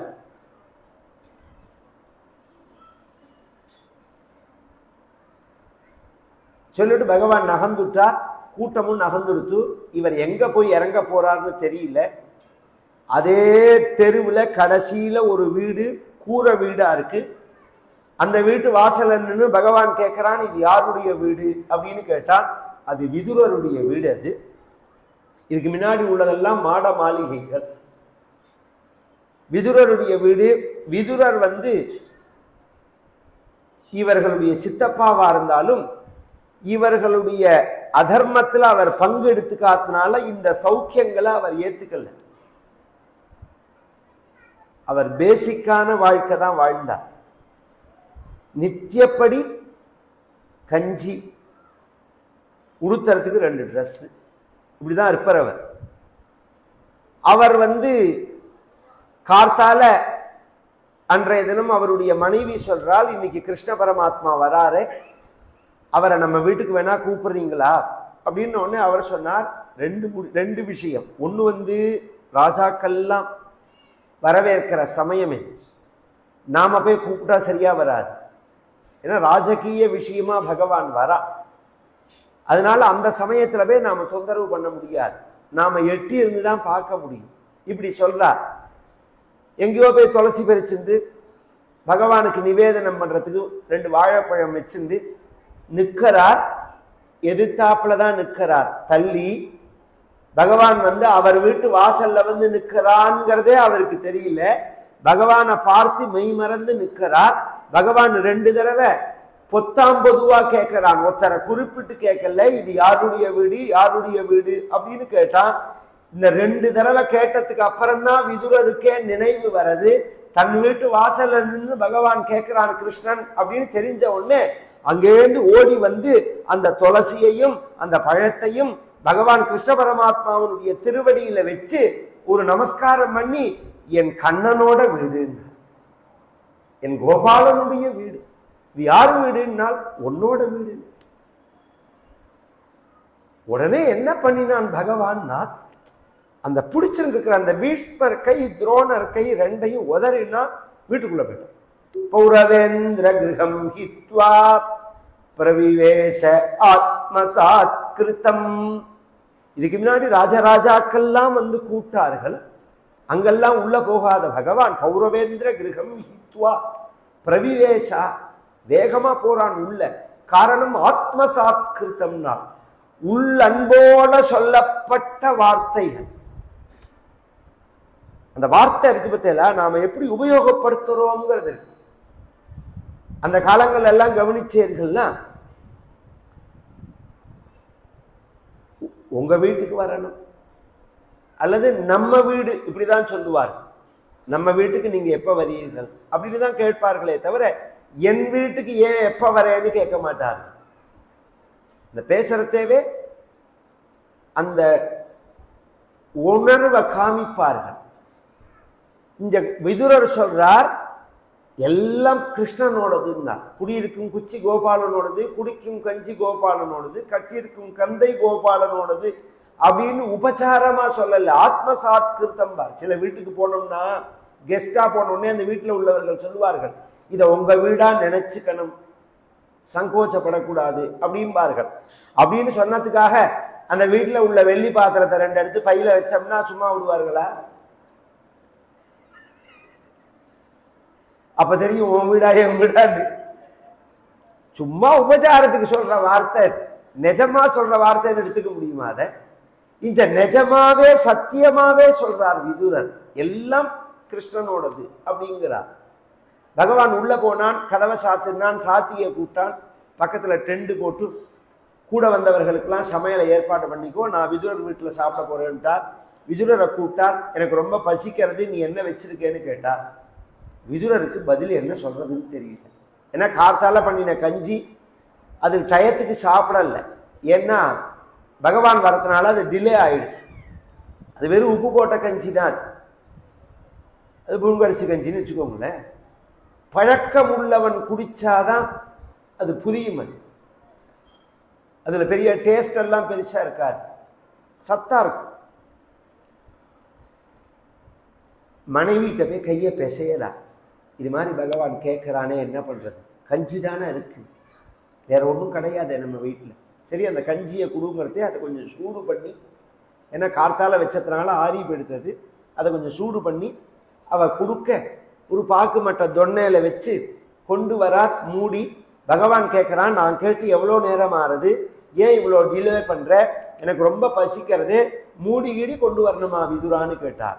அதுக்கு விதுரர் சொன்னார், ஸ்ரீபதி வைகுண்டவாசி பரமாத்மா, வேதம் தேடுற பொருள் உங்களுடைய கால் ஒரு நிமிஷம் தன் வீட்டில் படாதான்னு எத்தனையோ சக்கரவர்த்திகள்லாம் ஏங்கின் காத்து கொண்டிருக்கிற சமயத்துல என் வீடு தேடி தாங்கள் வந்த பொழுது ஊர் பேர் தெரியாத பட்சணங்கள் ஸ்வீட் எல்லாம் பண்ணி தங்கத்தாம்பாளம் வெள்ளித்தாம்பாளத்துல வச்சு இப்படி திறந்து கொண்டு வர அளவுக்கு நான் பாக்கியம் பண்ணலையே, நான் ஒரு ஏழையா தானே இருக்கேன். இப்படி கொடுத்தார், கஞ்சியை வாங்கினான் பகவான், அப்படியே குடிச்சுட்டான். குடிச்சுட்டு சொல்றான், நானே இந்த வெயில்ல வந்த களைப்பு தீர்றதுக்கு கஞ்சி போட சொல்லணும்னு நினைச்சேன், நீ எப்படி தெரிஞ்சு போட்டேன்.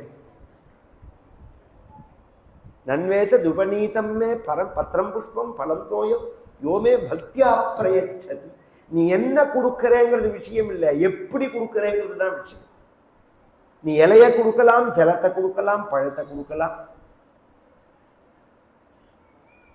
பூவை கொடுக்கலாம், பத்திரம் புஷ்பம் பலம் தோயம். ஒரு மாம்பழத்தை சபரி கடிச்சு பார்த்து தான் கொடுத்தான், அது புளிக்காம இருக்கா அப்படின்னு. பகவான் அந்த மாம்பழத்தை அவ்வளோ டேஸ்டா இருக்குன்னு உணர்ந்து சாப்பிட்றான். நாம எப்படி கொடுக்கிறோங்கிறத பொறுத்து இருக்கு. விதுரர் குச்சேலர்டேன்னு பகவான் உரிமையோட புடுங்கி அவளை சாப்பிட்றான். உடனே பகவான்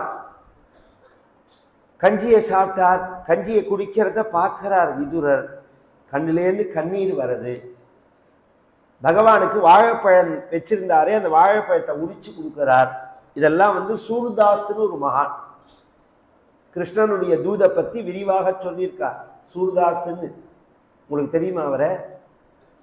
அந்த காலங்கள்ல ஒரு போட்டோ உண்டு, ஒரு காந்தி தாத்தா மாதிரி ஒருத்தர் பாடின்னு இருப்பார், அவருக்கு முன்னாடி கிருஷ்ணன் உட்கார்ந்து அவர் பாட்டை கேட்பார். அந்த மாதிரி போட்டோ எங்கேயா பார்த்துருக்கேல, பார்க்கறதுக்கு காந்தி தாத்தா மாதிரியே இருப்பார். அவர் கையில ஒரு தம்புராவை வச்சுன்னு பாடிட்டு இருப்பார். அவர் தான் சூர்தாஸ். அவருக்கு கண்ணு தெரியாது, பிறவியிலேயே கண்ணு தெரியாது. பகவானை குறிச்சு எத்தனையோ கீர்த்தனைகள் பாடியிருக்கார். அவர் முன்னாடி உட்காந்துன்னு பகவான் இப்படி உட்காந்து பாட்டை கேட்டுன்னு இருப்பார். அப்படிங்கிறது அவருடைய கதை. அது மாதிரி அவர் தான் சொல்றார்,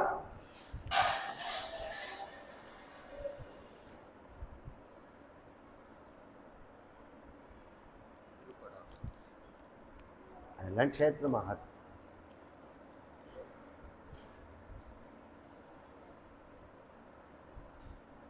இந்த திருப்படகம்னு ஒரு க்ஷேத்திரத்துல பாண்டவர்கள் தூதல் பெருமான்னார். ஸ்ரீரங்கத்து பெருமாளையே ஆழ்வார்கள் பாண்டவர்கள் தூதன் தான் பாடுறார்கள். திருவல்லிக்கேணியை பாடும்போதே பாண்டவர்கள் தூதன் தான் பாடுறார்கள் ஆழ்வார்கள் பாசுரத்துல. பகவான் எல்லா இடத்துலையும் ஒரே பகவான் தானே, நம்ம பேருக்காக சொல்லலாம். அது ஸ்ரீரங்கத்து பெருமாளை ஆழ்வார்கள் பாடும்போது இவன் தான் பாண்டவர்களுடைய தூதன் அப்படின்னு பாடுறார். இங்க பகவான் உட்கார்ந்துருக்கிறதே அவருக்கு அந்த வாழைப்பழத்தை கொடுக்கிறார், உரிச்சு கொடுக்கிறார். அப்போ ஒரு தவறுதல் வந்துடுது. என்ன வந்ததுன்னா, பழத்தை கீழே போட்டார், தோழியை கொடுத்துட்டார் பகவான். பகவானும் கரப்போக்கு மாடு மாதிரி வெறும் தோழியை தின்னு இருக்க. கொடுத்த தோழிய விதுரர் புஷ்பங்கள்லாம் போட்டு அவரும் அவர் மனைவியும் பகவான் அப்படி 3 பிரதட்சிணம் பண்ணலாம்னு பண்ணும்போது காலில் பழம் படுறது. தோழியை தேடினா தோழியை காணும். உடனே பகவானேன்னு நமஸ்காரம் பண்ணினார். எவ்வளோ பெரிய தவறுதல் பண்ணிட்டேன், நான் பழத்தை கொடுக்காம தோழியை கொடுத்துட்டேன், அபச்சாரப்பட்டுட்டேனே, என்னை மன்னிச்சுக்கணும்னார். நீ தோழியை கொடுத்தியா விதுராங்கிறான் பகவான். நான் சத்தியமா சொல்றேன்டா விதுரா, நீ கொடுத்த அன்புல அது எனக்கு தோழியாவே தெரியல. அது என்ன கொடுத்தேங்கிறதே தெரியல, அந்த அன்பு தான் எனக்கு தெரிஞ்சுட்டு. அது இப்படி சாப்பிட்டுட்டு பகவான் ஒரு 5 நிமிஷம் படுத்துக்கணும் அப்படின்னு சொல்லும் போது ஒரு பீதாம்பரம்னு பொன் ஆடை, அத அவரோட பொன் ஆடை, அந்த கீழே விரிப்பு கூட கிடையாது, மண் தரார், அதுல விரிச்சுன்னு படுத்துக்கிறான். இப்படி கையை வச்சுன்னு விதுரரை பார்க்கிறான். விதுரர் கண்ணிலேருந்து கண்ணீர் விட்டார். என்னத்துக்கு இப்ப நீ அழறேன்னு கேட்டார். நீ என்ன நினைச்சுன்னு இந்த வீட்டுக்கு வந்தேன்னு கேட்டார் விதுரர். முன்னமே துயின்றருளிய முதுபயோததியோ பன்னகாதிவப்பாயலோ பச்சை ஆலிலையோ சொன்ன நால்வகை சுருதியோ கருதி நீ எய்ததற்கு என்ன மாத்தவம் செய்தது இச்சிறு குடில் என்றான். முன்னமே துயின்றருளிய முதுபயோததியோ. பகவான் வசிக்கக்கூடிய இடங்கள், இருப்பிடங்கள் பார்க்கடல், ஆதிசேஷன், ஆலயல, வேதம். இது என்ன பார்க்கடல்னு நினைச்சியா? பன்னகாதிவ பாயலோ, வில்லிபுத்தூராருடைய வில்லி பாரதம். இது தமிழ் தமிழ்ங்கிறாலே பன்னகம்ங்கிறதுக்கு அர்த்தம் சொல்ல சொல்லுங்க பாப்போம். பாம்புன்னு அர்த்தம்.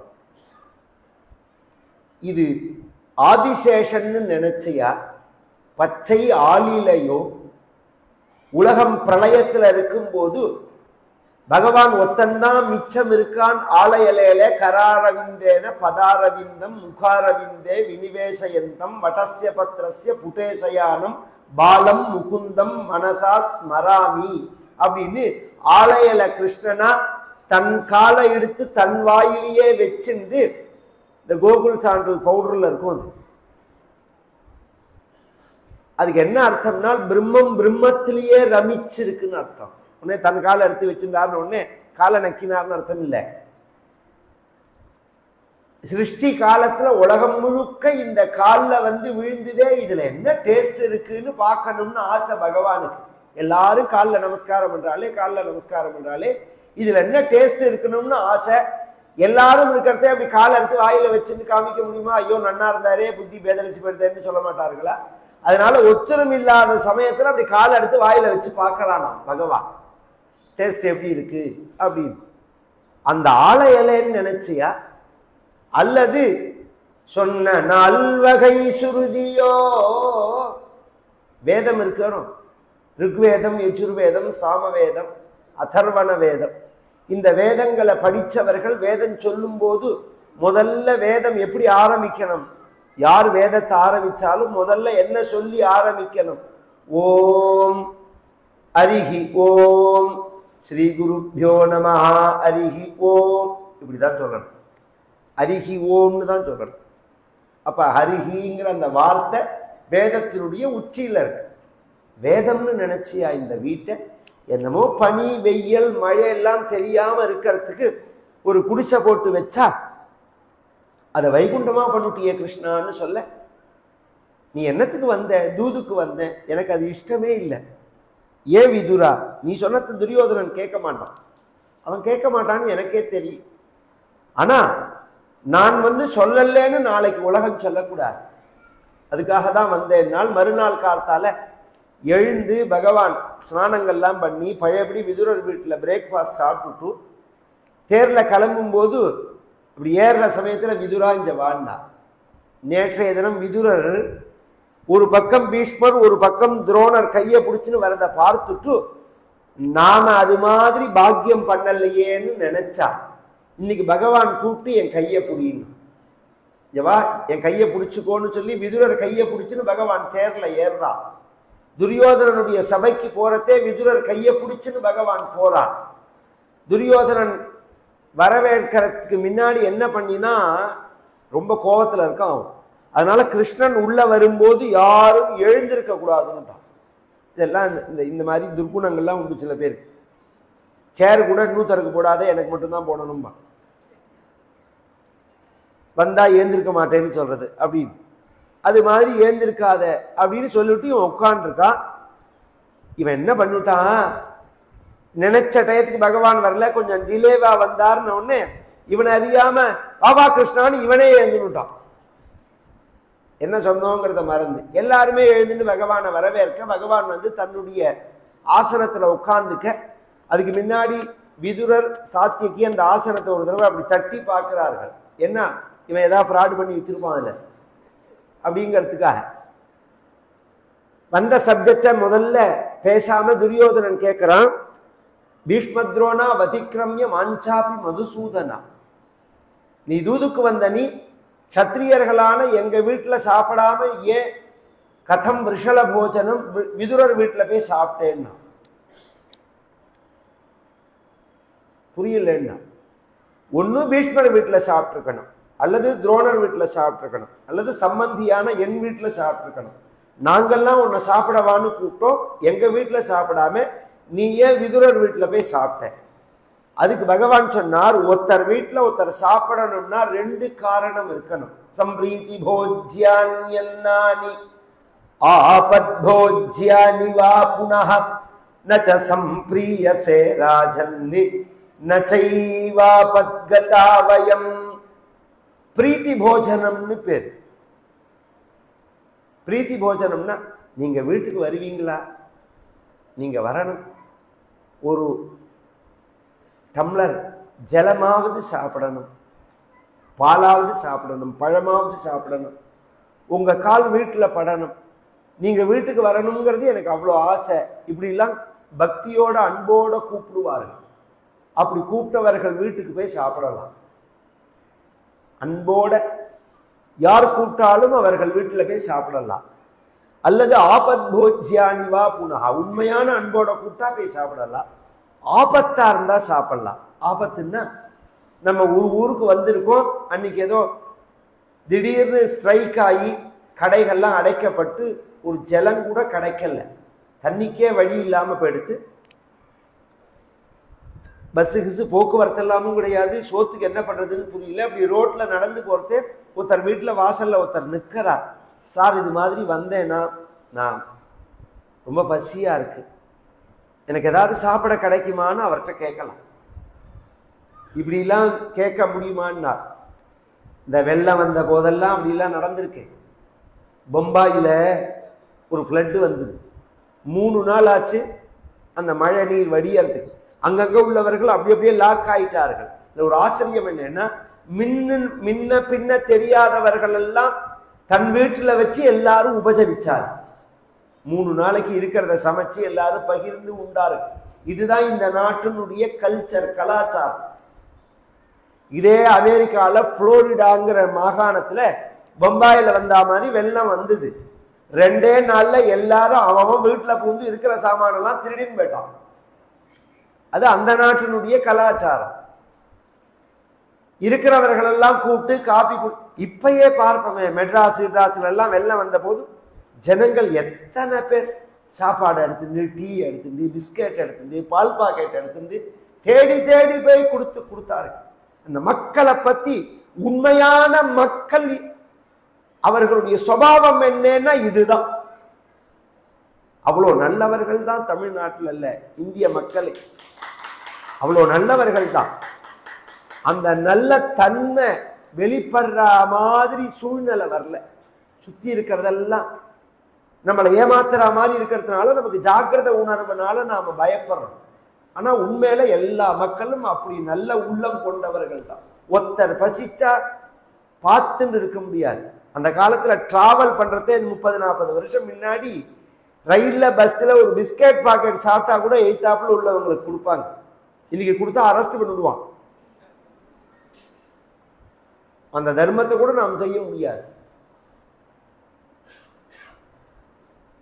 ஆபத்தா இருந்தா சாப்பிடலாம், அன்பா இருந்தா சாப்பிடலாம். இந்த 2 காரணம் தான் ஒருத்தர் சாப்பிடறதுக்கு. துரியோதனா உனக்கு அன்பும் கிடையாது, எனக்கு ஆபத்தும் கிடையாது. நச்ச சம்பிரியசே ராஜன்னு நச்சைவ ஆபத்கதா வயம்ங்கிறான் பகவான்.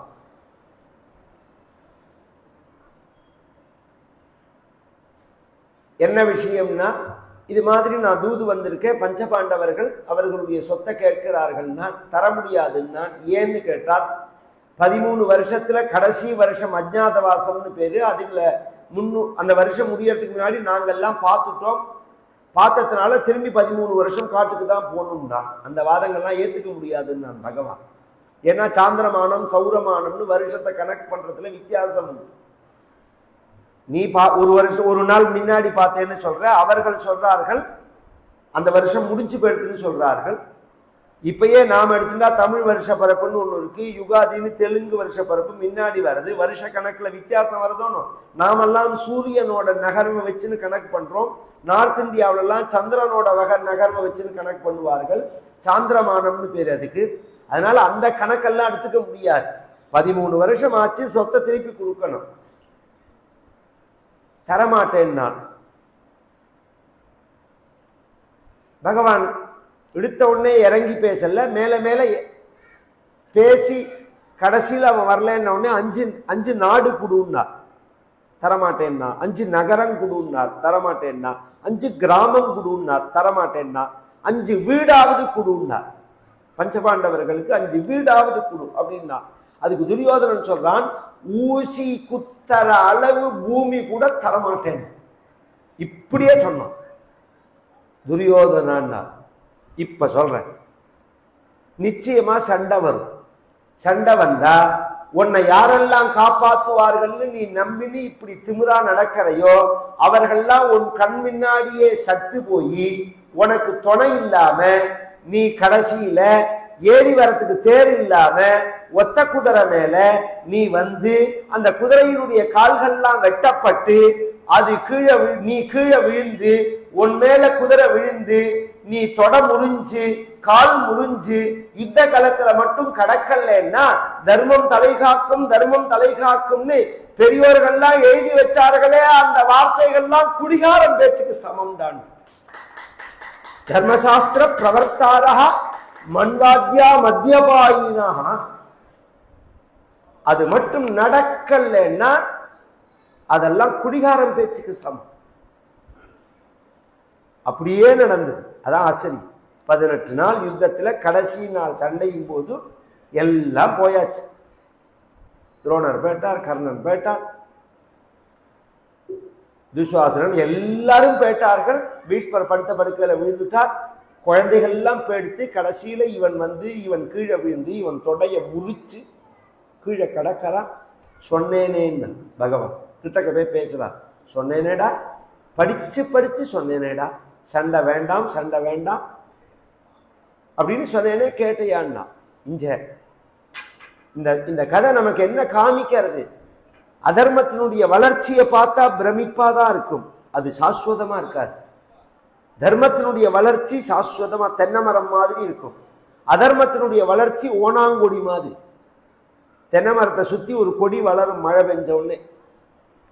அதனோட வளர்ச்சி எப்படி இருக்கும்னா 1 மாசத்துல தென்னை மரத்துக்கு மேல போயிடும். தென்னை மரத்தை வச்சு நாம கலப்பறது. இந்த தென்னை மரங்கள்லாம் நான் இப்ப சொன்னேன் பாருங்க, 86ல இந்த 85 86ல இந்த கும்பாபிஷேகம் நடக்கிறத நான் வந்திருக்கேன் எங்க அப்பாவோட இந்த கோவிலுக்கு. அப்ப வச்சு சின்னதா இருந்த மரங்கள் இதெல்லாம் இன்னைக்கு பார்த்தா எவ்வளவு பெருசு இருக்கு. 40 வருஷமா போகுது. 40 வருஷம். அந்த ஓனாங்குடி ஒரு மழையில போகும், ஒரு மழையில அழிஞ்சு போயிடும். அது மாதிரி அதர்மம் செய்கிறவர்களுடைய வளர்ச்சி பார்க்கறதே அசுர வளர்ச்சி மாதிரி இருக்குமே தவிர சாஸ்வதமா இருக்காது. தர்மத்தினுடைய வளர்ச்சி தான் சாஸ்வதமா இருக்கும். இததான் மகாபாரதம் அப்படிங்கிறது நமக்கு காண்பிக்கிறது. திரும்ப திரும்ப இது மாதிரி கதைகளை கேட்பதே நம்மளை நாம் நிதானப்படுத்திக்கிறதுக்கு தான். ஏன்னா நம்மளை உள்ள சுற்றி இருக்கிற சுற்றுச்சூழல்கள்லாம் நமக்கு மனச தடுமாற்றங்களை தான் ஏற்படுத்தும். அந்த தடுமாற்றங்களை அடையவே கூடாது. எந்த காலத்திலையும் நேர்மையா இருக்கணும், நீதியோட இருக்கணும், நல்லவனா இருக்கணும், பரோபகாரம் பண்ணணும், பிறருக்கு உதவி பண்ணணும், நாமும் நிம்மதியா இருக்கணும், நம்மளை சுத்தி உள்ளவர்களையும் நிம்மதியா வைக்கணும், சாந்தியோட இருக்கணும், ஆனந்தத்தோட இருக்கணும், இறை பக்தியோட இருக்கணும், தர்மத்தை செய்யணும். இந்த உடம்பே பரோபகாரார்த்தம் இதம் சரீரம், பிறருக்கு உதவி செய்யறதுக்கு தான் இந்த உடம்பை பகவான் கொடுத்துருக்கா அப்படின்னு சாஸ்திரம் சொல்றது. இதெல்லாம் உணர்த்தக்கூடிய மகாபாரதத்தை ஒரு 8 நாள் சொல்லக்கூடியதான பாக்கியம் கிடைச்சது. மகாபாரத யுத்தம் முடிஞ்சு பகவான் பஞ்சபாண்டவர்களை உட்காத்தி வச்சு பாஞ்சஜன்யாபிஷிக்தஸ்து ராஜா அமிர்தமுகோ பவத்துன்னு பாஞ்சஜன்யம்ங்கிற சங்கத்தினால தன் கையாலேயே தர்மபுத்திரருக்கு பகவான் பட்டாபிஷேகம் பண்ணி வச்சு தர்மத்தை நிலநாட்டினாருங்கிற கதை. இங்க வந்திருக்கிற அன்பர்கள் எல்லாருக்கும் இறைவனுடைய அருளால ஆயுசு, ஆரோக்கியம், சந்தானம், சம்பத்து முதலிய சகல க்ஷேமங்களும் ஏற்பட்டு எப்போதும் சந்தோஷமா ஆனந்தமா ஆரோக்கியத்தோட இருக்கணும். நாளைய தினம் நடக்கக்கூடிய அன்னதானத்துல எல்லாருமே கலந்துக்கணும், கைங்கரியம் பண்ணணும். மேல மேல இது முடிஞ்ச அடுத்த மாசமும் நிகழ்ச்சிகள்லாம் இருக்கு. சுவாமிநாதன் ஒருத்தர் வந்து உபன்யாசம் பண்ண போறார். இது மாதிரி வருஷா வருஷம் நடக்கக்கூடியதான அந்த உற்சவங்கள்ல கலந்துக்கணும். மக்கள் எல்லோருக்கும் பகவான் ஐயப்பன் தர்மசாஸ்தாவினுடைய பரிபூர்ண கிருபை கிடைக்கணும்னு பிரார்த்திச்சுக்கிறோம். குருவாத புரீஷ பஞ்சகாக்கியம் ஸ்துதிரத்னம் படதா சுமங்கலம் ஸ்யாத் ஹிருதி சாபி விஷேத் ஹரிஸ்வயந்து ரதிநாதாயுத துல்ய தேக காந்தி நாராயண நாராயண நாராயண நாராயண நாராயண நாராயண நாராயண நாராயண நாராயண நாராயண நாராயண நாராயண நாராயண நாராயண கோபிகா ஜீவன ஸ்மரணம் ஆஞ்சநேய மூர்த்திக்கு